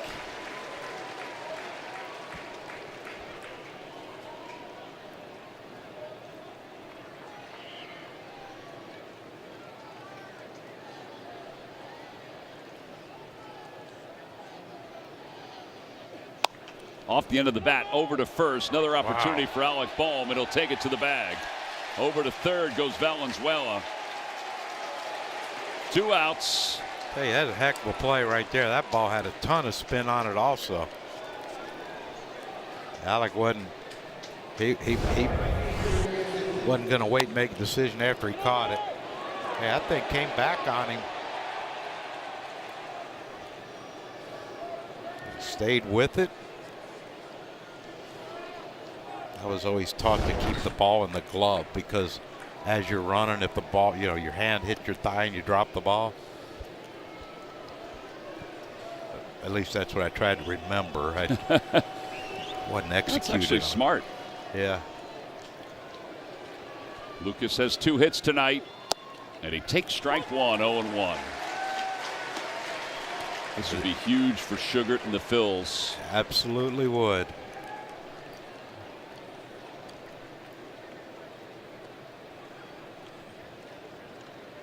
Oh, 0-1 to Lucas. Inside, 1 ball, 1 strike. A little extra on that at 97 miles an hour.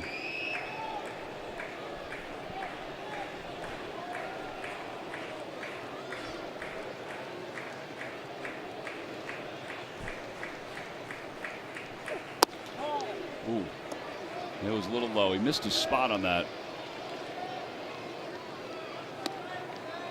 I thought he was calling Stubbs out to the mound. I think he was just asking for the baseball back.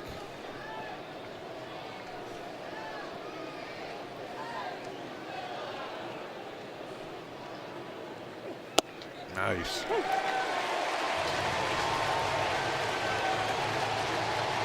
$40,000 and change. Some have left.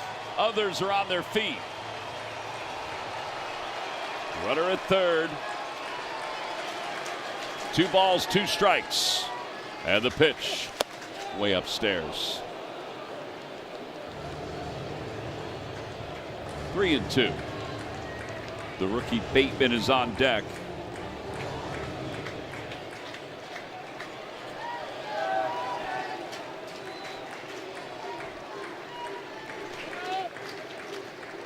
Stubbs and Sugar trying to get on the right page, or the same page, I should say. Yeah. You don't both could be right. Don't want. Yeah. How do you know? How do you know?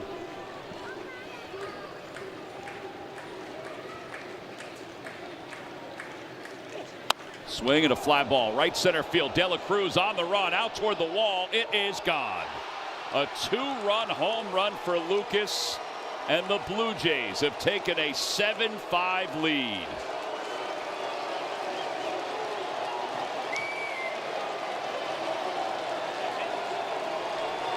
Well, somebody's page was wrong.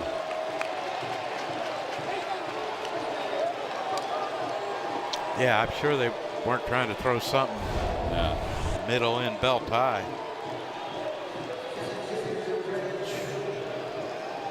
Yeah, there's no doubt about it.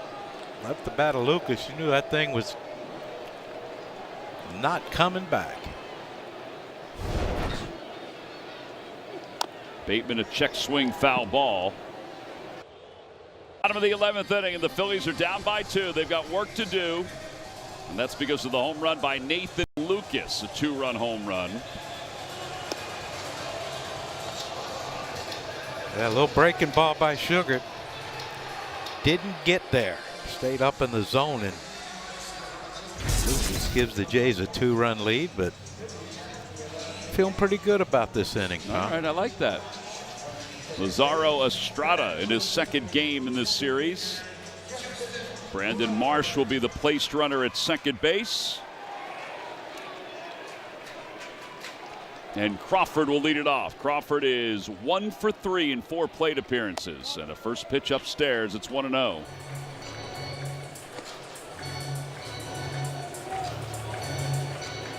Tim Mays is about to start throwing in the bullpen for the Phils. Doesn't surprise you.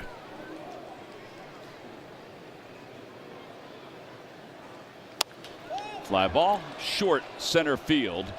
Jimenez is out there. He's calling everybody off, makes the catch. And one away. And now De La Cruz.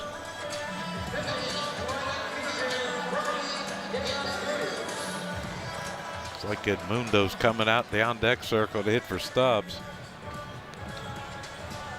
I hope he's hit with De La Cruz on second. De La Cruz is 0 for 4. Couple ground outs, a fly out, and a strikeout.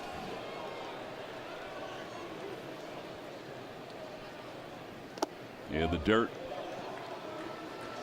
1-0.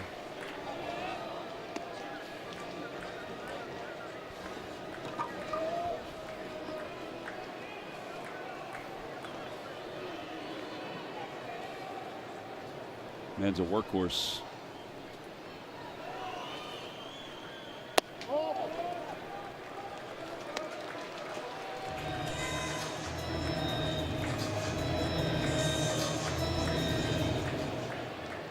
Tie this baby up right here. He's got the pop to do it. Swing at a foul. Slow curve. Estrada has allowed 4 home runs in 18 1/3 innings in 7 games. Valenzuela got a little piece of that. Marsh inches off second. 2-1. Swing and a miss, 2-2. That was a hanging slider, but he was swinging like it was a fastball. Yeah, fastball middle in. That's where you just gotta put it in play.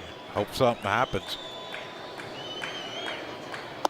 And a call, strike 3, right on the outside part of the plate. He throws him for the second out.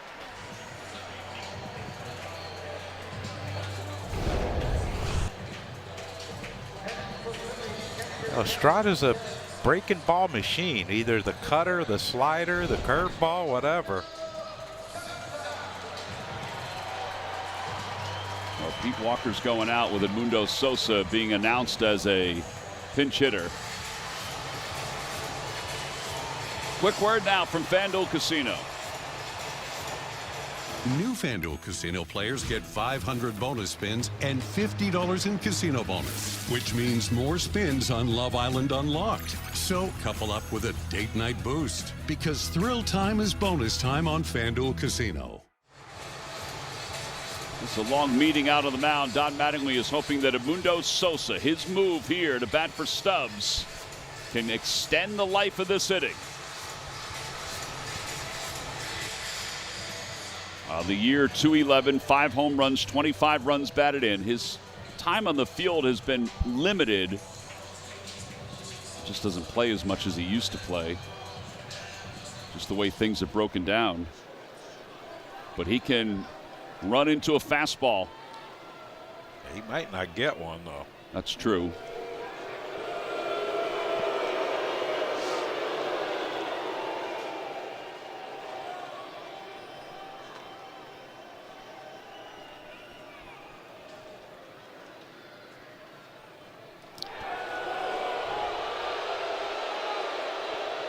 What's he going to do? Have a third disengagement? So like Kimbrel used to do? Yeah.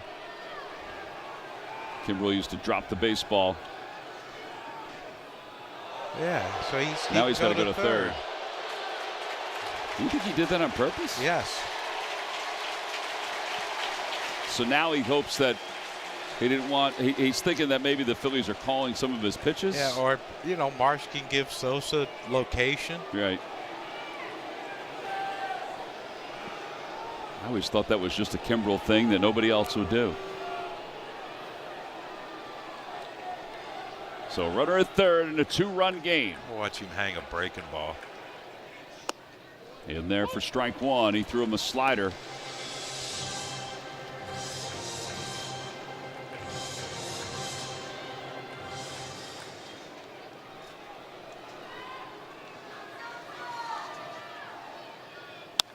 Fly ball, center field. Bateman is out there. He's got plenty of room. He's under it. He waits and he makes the catch. And the Blue Jays have taken the first 2 games of this series as they win this one in 11 innings by a final score of 7-5. Lucas came into the series struggling, but his 2-run home run has given the Blue Jays the victory here tonight. It's our Chevrolet player. He's our Chevrolet player of the game. His first career extra inning home run. He has 5 hits in this series. John, he came into the series 1 for his last 26. Well, it's good to get him going. Be nice for when he gets out of town after that home run he hit there off Chase Sugar, but they had a chance. The Phillies had their chances. So they dropped this one in extra innings. Don't go anywhere. The Corolla crossover, brought to you by Toyota, is coming up in just a moment. So stay with us.